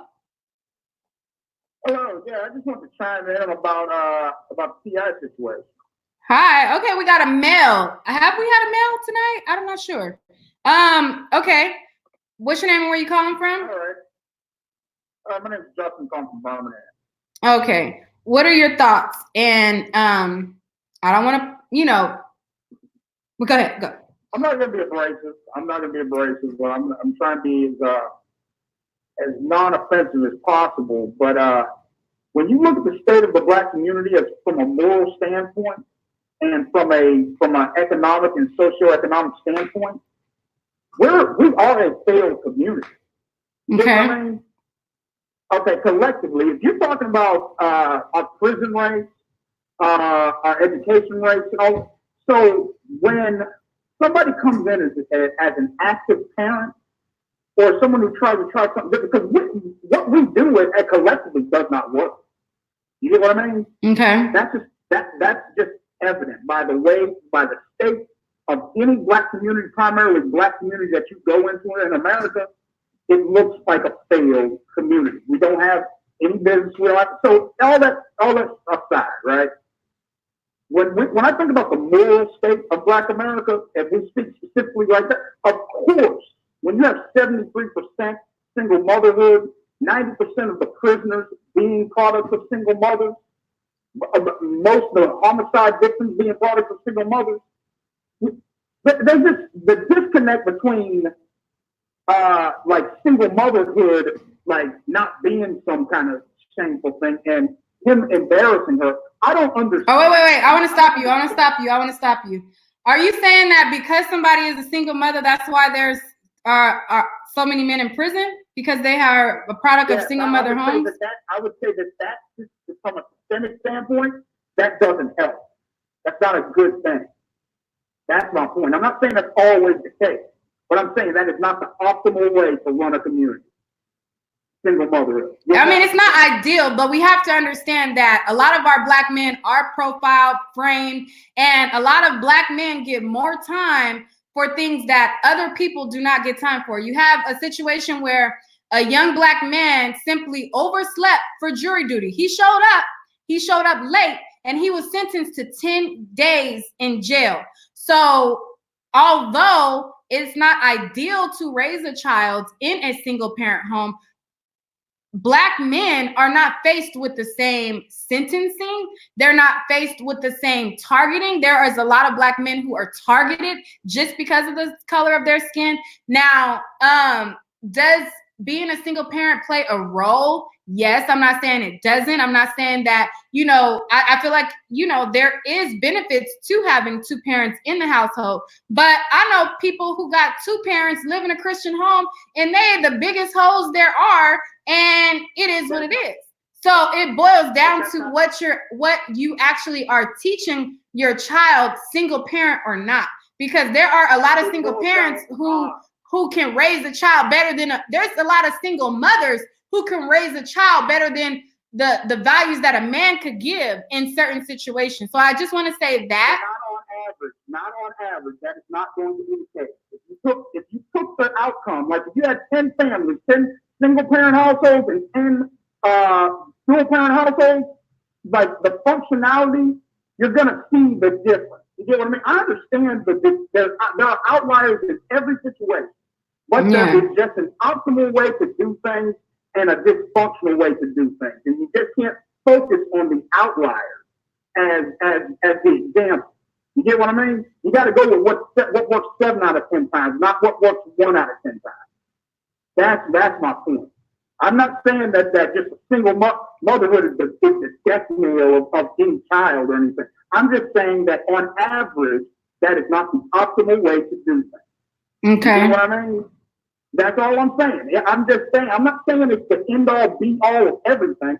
I'm just saying that that is not the ideal way for a community to run itself, and we shouldn't even defend it. Really, that's number one. So number two, with what Ti is doing, we're in such a dysfunctional state that, of course, that type of structure and stability and everything is going to come off as overbearing. You get what I mean? Because I don't believe that we are a functional, like morally grounded people in terms of what I see. If I go into what I see in terms of a black community, a community that is primarily black, from the mayor down to the country, they're always in a state of utter dysfunction and moral decay. From Baltimore to Birmingham to Atlanta to Miami, where the black folks are, to Dallas, where the black, it is always the same thing. Like I said, every foot is the same. So when I hear what Ti is doing, and I'm supposed to be outraged at this, you get what I mean? And it's not always the case that she's gonna go wild. Black people love to say that, oh, you strict parents, they're just going to go wild and be worse than the person that was allowed to run the street. That ain't even true. Do you have kids? I do. I have an 11-year-old boy in private school. Okay. Are you married? Yeah. No, I divorced. Divorced? How long were you married? Yeah, but 6 years. 6 years. Black woman? No? Yeah? No? Black woman, African woman. Okay. But either way, like I'm saying, the thing is, I've dated black American women, and more times than not, the father isn't even in the picture. You get what I mean? And they can't even get child support paid on time. Here it is. I'm not bragging on myself because we're in such a bad state that me saying that my son is in private school, or that I pay more than the $600. That shouldn't even be a thing to be proud of. That should just be something that I do. You get what I mean? That's what I say when I say we're in such a state of moral decay. Okay. That someone establishing order, or somebody just being a disciplinarian or being strict, or what it's seen as being out of order, and that just speaks to the state of our community. Because so I want to pause you because you're speaking to statistically speaking, saying, as a community, there's single parent homes, T.I. is in a married home. He's married to Tiny. They've been married for a while, so they already are not a part of that statistic. So basically, statistically aside, how people parent their children aside, basically what you're saying in a nutshell is you're for the invasion of the privacy and getting the procedure done. Not invade. You can't invade your kid's privacy. Yes, you can. That's a misnomer. No, not really. I don't believe that. Like that, this whole concept that you could. He could go into the bathroom when she's taking a bath or something.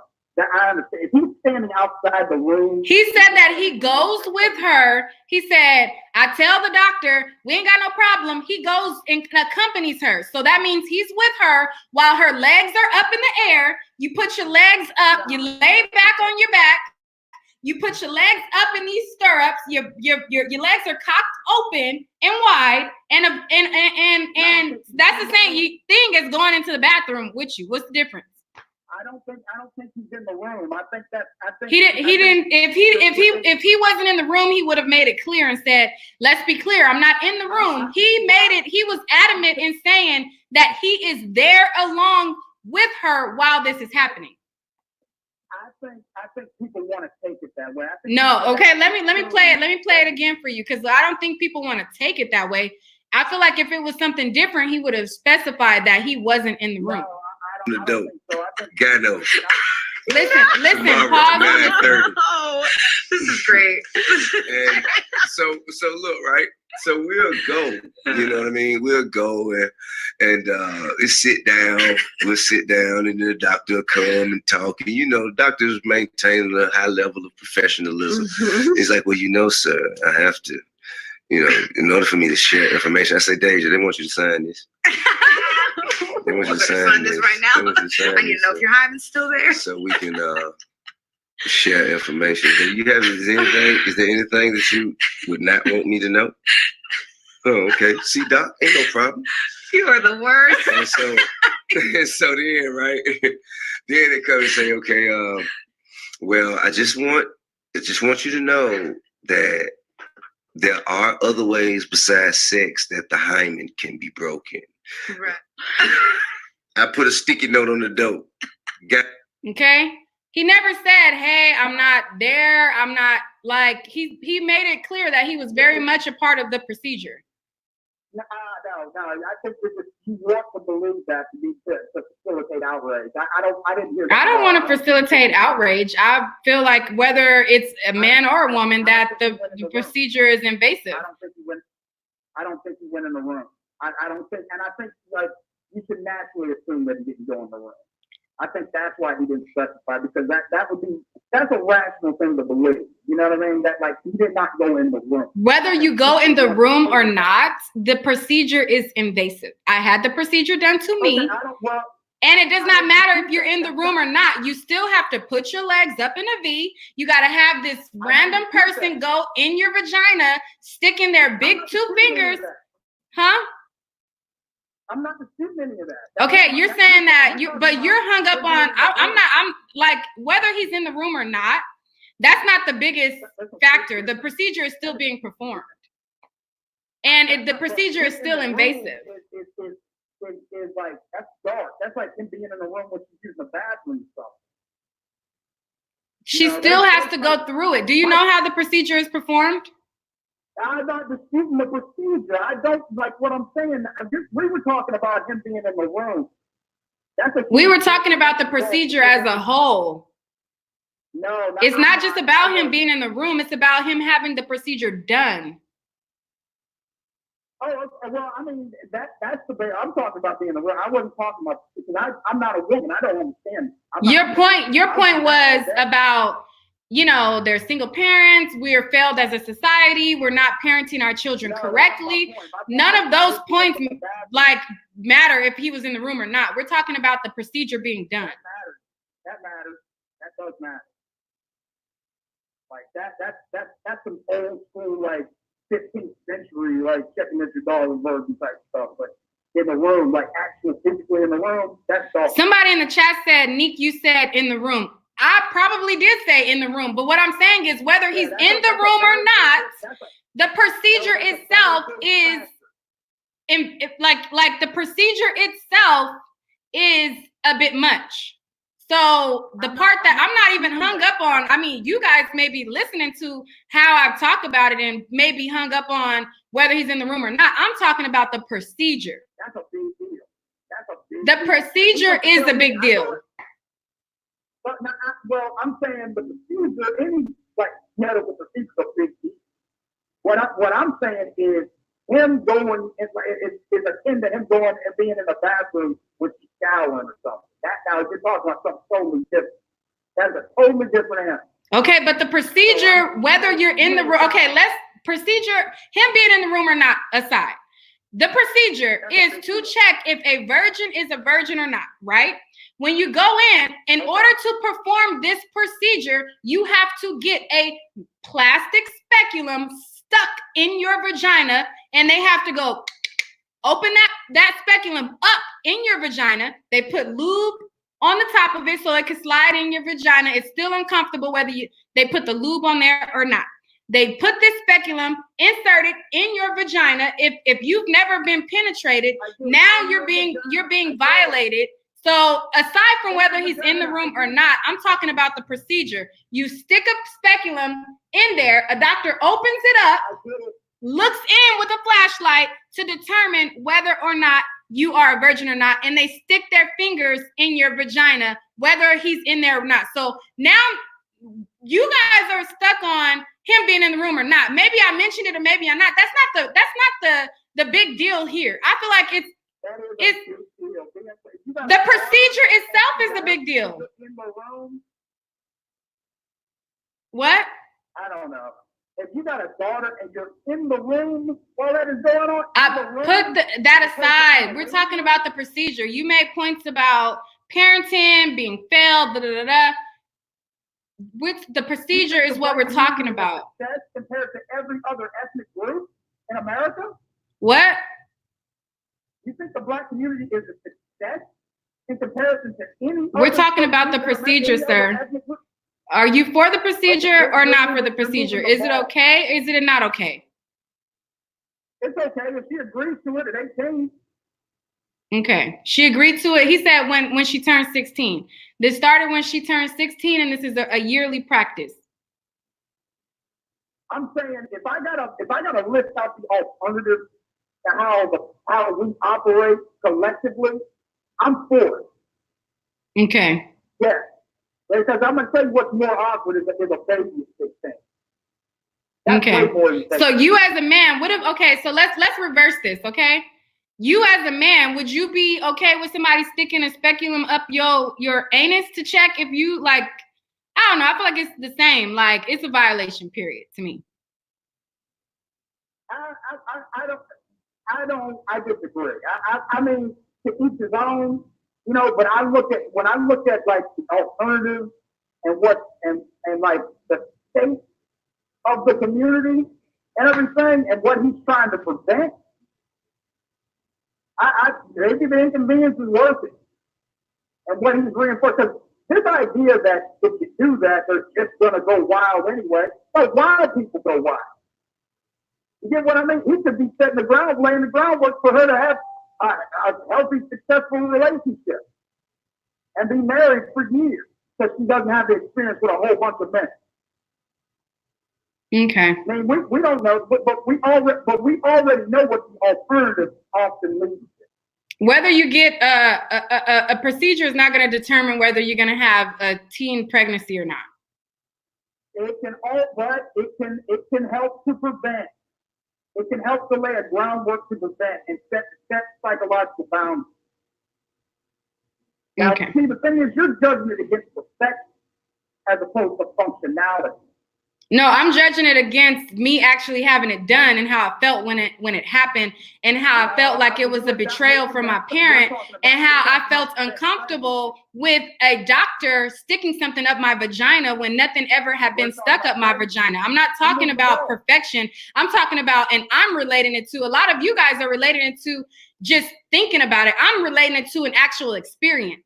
A lot of people who are speaking on this have not had an actual experience. You have not had prevention of pregnancy. What? We were just talking about prevention of pregnancy. That's what I meant in reference to functionality as opposed to perfection. I wasn't talking about the actual procedure. You keep talking about one thing and moving to another. I'm talking about like what the psychological groundwork he lays in his daughter. I'm sure that's not the only thing he does. I'm sure that's not the only thing. Yeah. But I didn't want to stay on Hello? that, but I agree with the parents. All right. All right, thank you. Thank you for taking my call, honestly. Okay.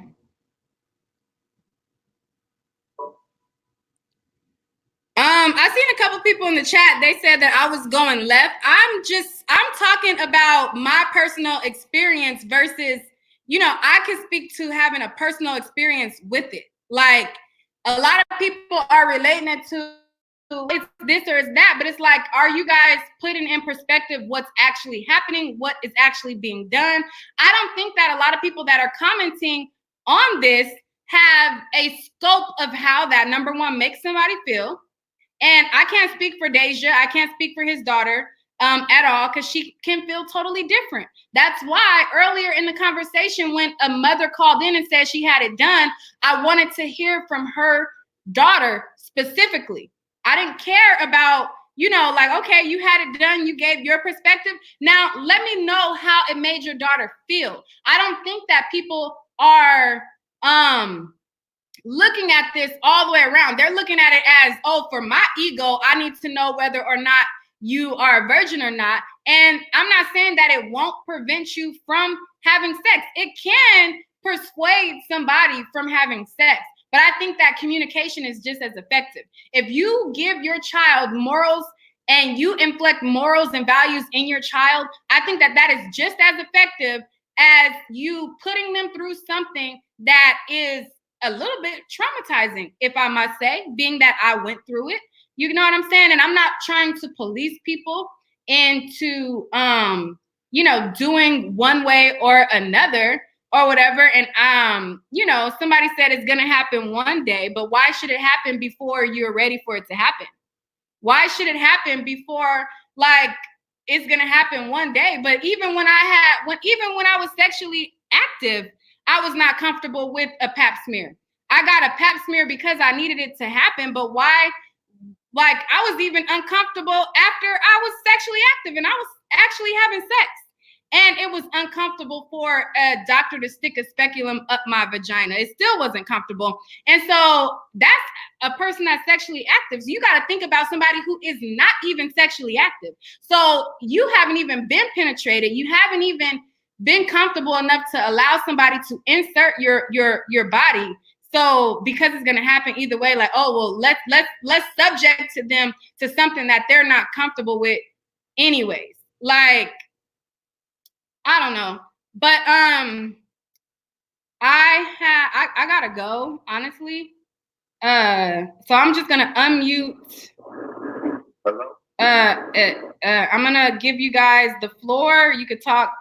Everybody's unmuted. I just want to come say hi to you. Huh? I said I just want to come and say hi to you. That's all. Oh, okay, thank you for calling in and saying hi. Okay. I just want to say, as a woman and as a mother, that I go through that as a mother even after giving birth, and it's very uncomfortable even now. To see that to a virgin, I feel like if you communicate with your child and you instill morals, like you were saying, and values, I feel like as long as your child can trust you and you can trust your child, I feel like that there is no need for that. Yeah. That's how I feel. I agree. And everybody has to start first half of different reasons. And like y'all messed up too. You can't say that out loud. 513, I can't hear you. Yeah, I can't hear. I can't hear. But no, I just wanted to say that though before I get off here. I just want to let you know that I commend you for making this like an awareness for people, because even as a mother myself, I have a 5-year-old daughter, and there is no way I even want a doctor to even look at her down there, let alone put anything in her, especially as a virgin, because it's uncomfortable for me. As a part of a physical, they do check the private area. My daughter is in school now, and so they do check the private area, but inserting something in is just totally different. I've had to have my daughter checked before because a 9-year-old boy touched her, and that was the most uncomfortable. Like, I cried through the whole thing. I'm sorry. That was a violent relationship. Yeah. Yes, but they didn't stick nothing in her though or anything like that. But just them looking at her, it made me feel like sick in my gut. Like, I don't understand. Like, as uncomfortable as it is for me to get a vaccine, I couldn't imagine. I couldn't even use a tampon as a virgin. Yeah, somebody in the chat, Lawana says, when I was 15, my father told me to lay down so he can see if I had been having sex. My father inserted his fingers in me to see if I was still pure. Imagine how I felt about that. That just sounds sick as hell. Wow.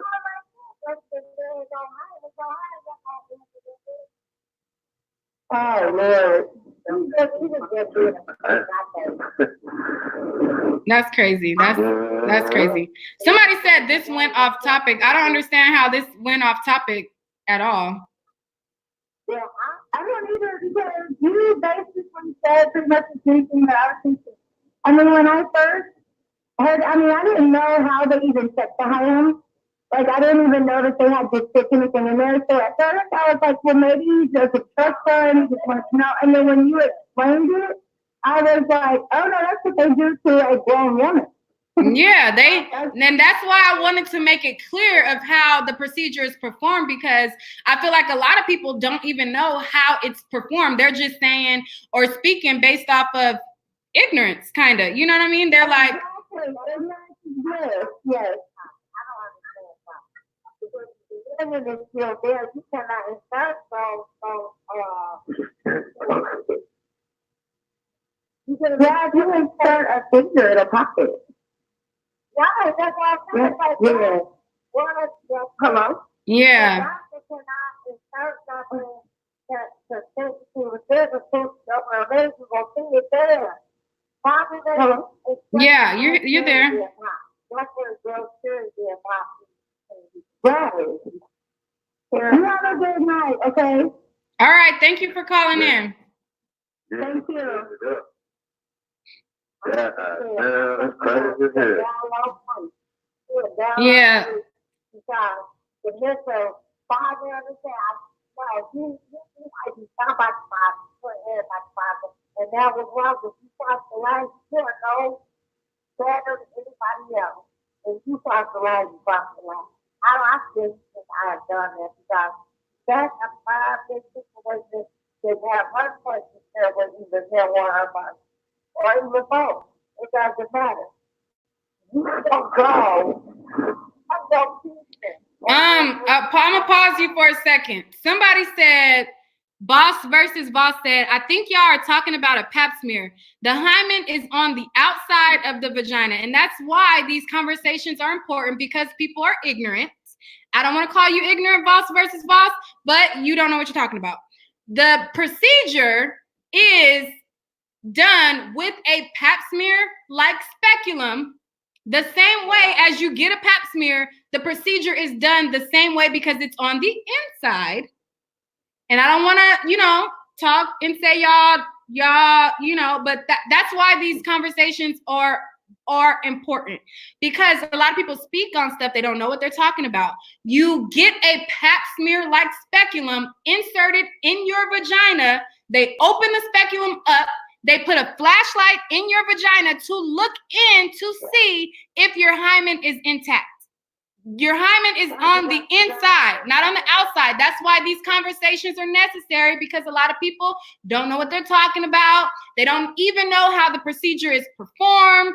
They don't even know how, I don't know. I'm starting to get a headache. But thank y'all for calling in. Yes, Beeper Booby said a woman said that. I'm embarrassed. I'm not trying to shame nobody. You know what I'm saying? I'm not trying to shame nobody. I don't want to come off like I know it all.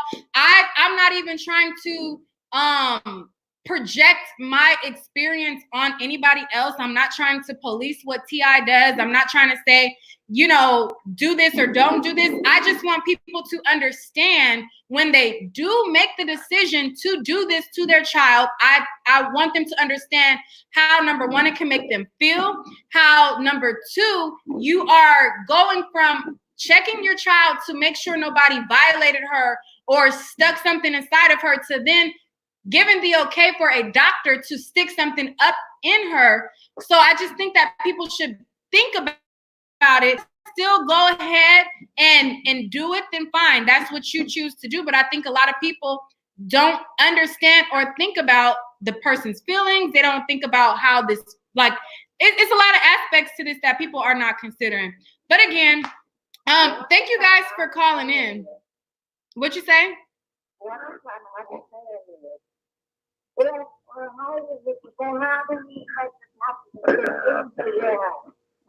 I can't hear you. What you say? If the husband is expect the doctor to even put the speculum in it. No, that's not going to be. I can't hear what you're saying. Oh my wow. No, I can't hear you. I can hear 352, but I can't hear 513. Okay, this is terrible. First of all, the test is not even an accurate test. That's one of them. I keep hearing that. 979, you breathing into the phone. Oh, sorry. I get where everybody is coming from, but it's not even an accurate test. Even if you check that area and find that 979, I'm gonna mute you. Hold up. Okay, go ahead. even if you find that that area is tested with, it's still not a guaranteed test, and it does not mean it because it's structures or it's not in place the way it's supposed to be, quote unquote, that it has test. That's what people are not realizing. Kids just go off and just say, "Oh, I'm gonna take my child to the doctor," and that's Right. And at Yeah. the end of the day, you gotta keep in mind that if a child is taking this test at 13, 14 years old, half these boys ain't even developed. You know what I'm saying? How do you, like, if the child is using a tampon and then just comparing, you know what I'm saying? Like, are we really serious here? If a child gonna do what they're gonna do it regardless. Right. You as a parent need to set the foundation in there. But then again, like I said, as PI can do whatever he wants with his child because if he's trying to get tested, I ain't got a dime to give for his child. Right. If he feel like he wants to do that with his child, he can do whatever he wants. And keep in mind that this test is not different. And even if he finds out that he's having sex, he will. Right. He's a grown ass woman. He's 18 years old. It's not like you can say anything about it. You know what I mean? Even if he was that kid, what are you gonna do? What are you gonna do? You know what I mean? Right. They're gonna do whatever they want to do, the way they want to do it, and it's up to you to instill the knowledge and whatever it is that you have in your child. And that's it. You put to the best. Period. Right. I don't want to go. I would call it going with the physical care. You can do a physical care at 30, 40, 50, 60. And keep in mind, he was sitting up there talking about physical care, and that he's divorced. It was physical care. Right. That's why I was trying to I'm like, what?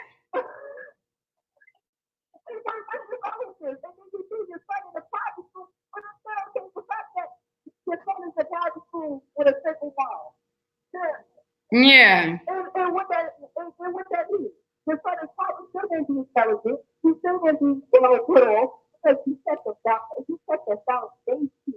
It's not about what you do. It's the conversation. It's that little bit of talk that you have with child that's face to face. So that's all I want to say.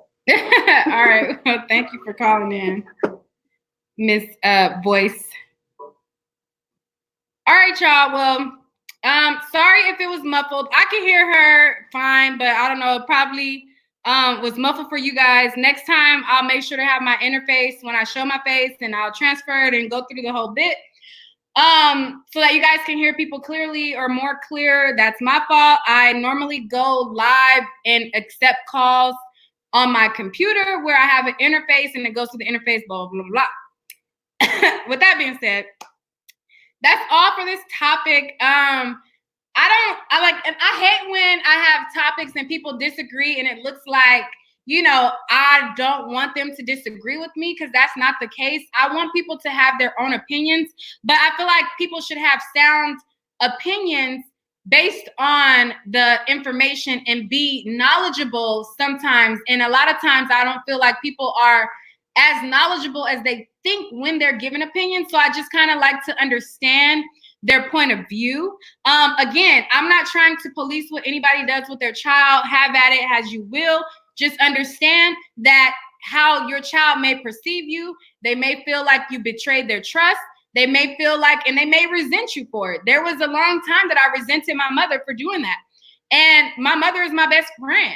I love my mom. We have a good, strong relationship. But there was a time where I felt like, damn, like really? Like I'm sitting here telling you that I'm not messing around. I'm not being, tampered with. Like, and you just feel like my word is shit to you. And so I just want people to be aware of how this is going to affect your child all the way around and not just think about oh, you know, I want to know, so I'm just going to have it done.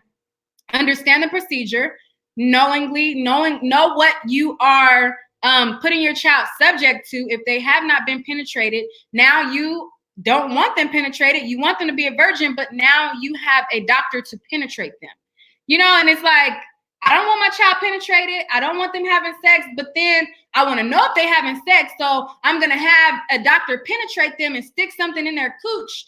And, you know, like, kind of make sense of it. And I feel like people don't be knowing all the way. But, you know, again, I ain't trying to police what nobody do. I just want y'all to understand what it is that you're doing and understand how it can make a person feel, and just give you my personal experience on how I felt when it happened. And, you know, try to get dialogue from other people on how they may feel. Okay? So with that being said, thank y'all. And, you know, I filmed, before I even started this, I had already filmed a whole video. I think I might still post that video because it'll be like more concise in the information. And then this will just be like, I'll edit this to where people can just hear like the call-in portion of it. You know, if you want to hear how I felt about it and how it, you know, how it was and how I experienced it, then watch the full video, because I'm going to edit that part out of this video and just leave it to where people just hear, like, you know, people's opinions about it. And then I'm going to leave the video for my experience and how I feel about it in another video. So with that being said, thank you guys for watching. And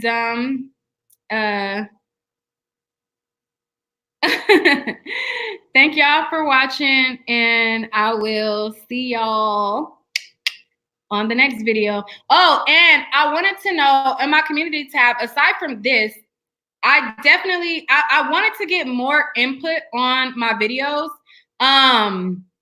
Lately, my videos, I don't feel like they have been hitting like they should hit. I don't know, maybe I'm just not in the algorithm, or maybe my videos are just not interesting, or people just don't fuck with my point of view and they prefer other bloggers.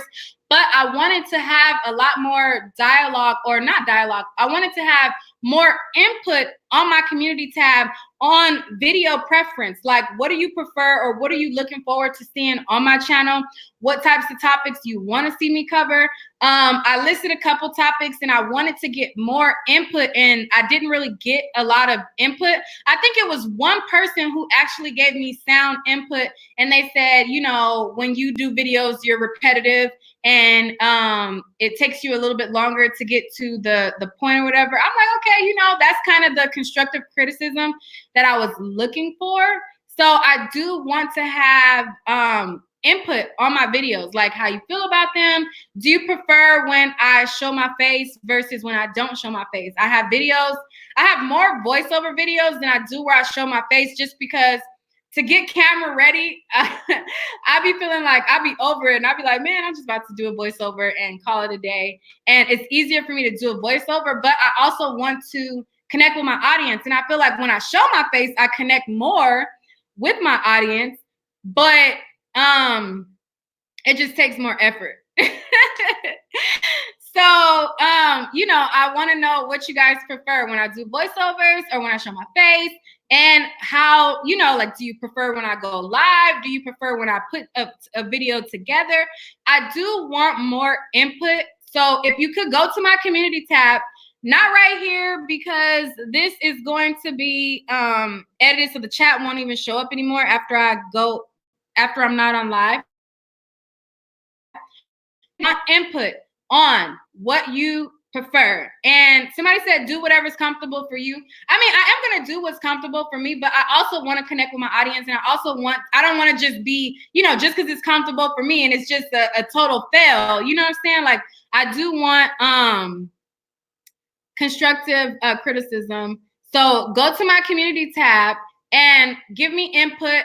I ain't asking you to be disrespectful now, because people think that when you ask for opinions, it is a welcoming tool for disrespect or for people to be out of line. I want constructive criticism, but some of y'all, with y'all constructive criticism, y'all take that as like, okay, well, hey, this is my opportunity to be disrespectful. No.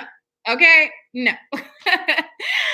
So, yeah, with that being said, go to my community tab. Let me know what you think about my videos as a whole, what you prefer, voiceover, non-voiceover, short videos, long videos. Black Ice just said in the chat, they be too short. You know, just give, I want to know in depth over there. All right? So, with that being said,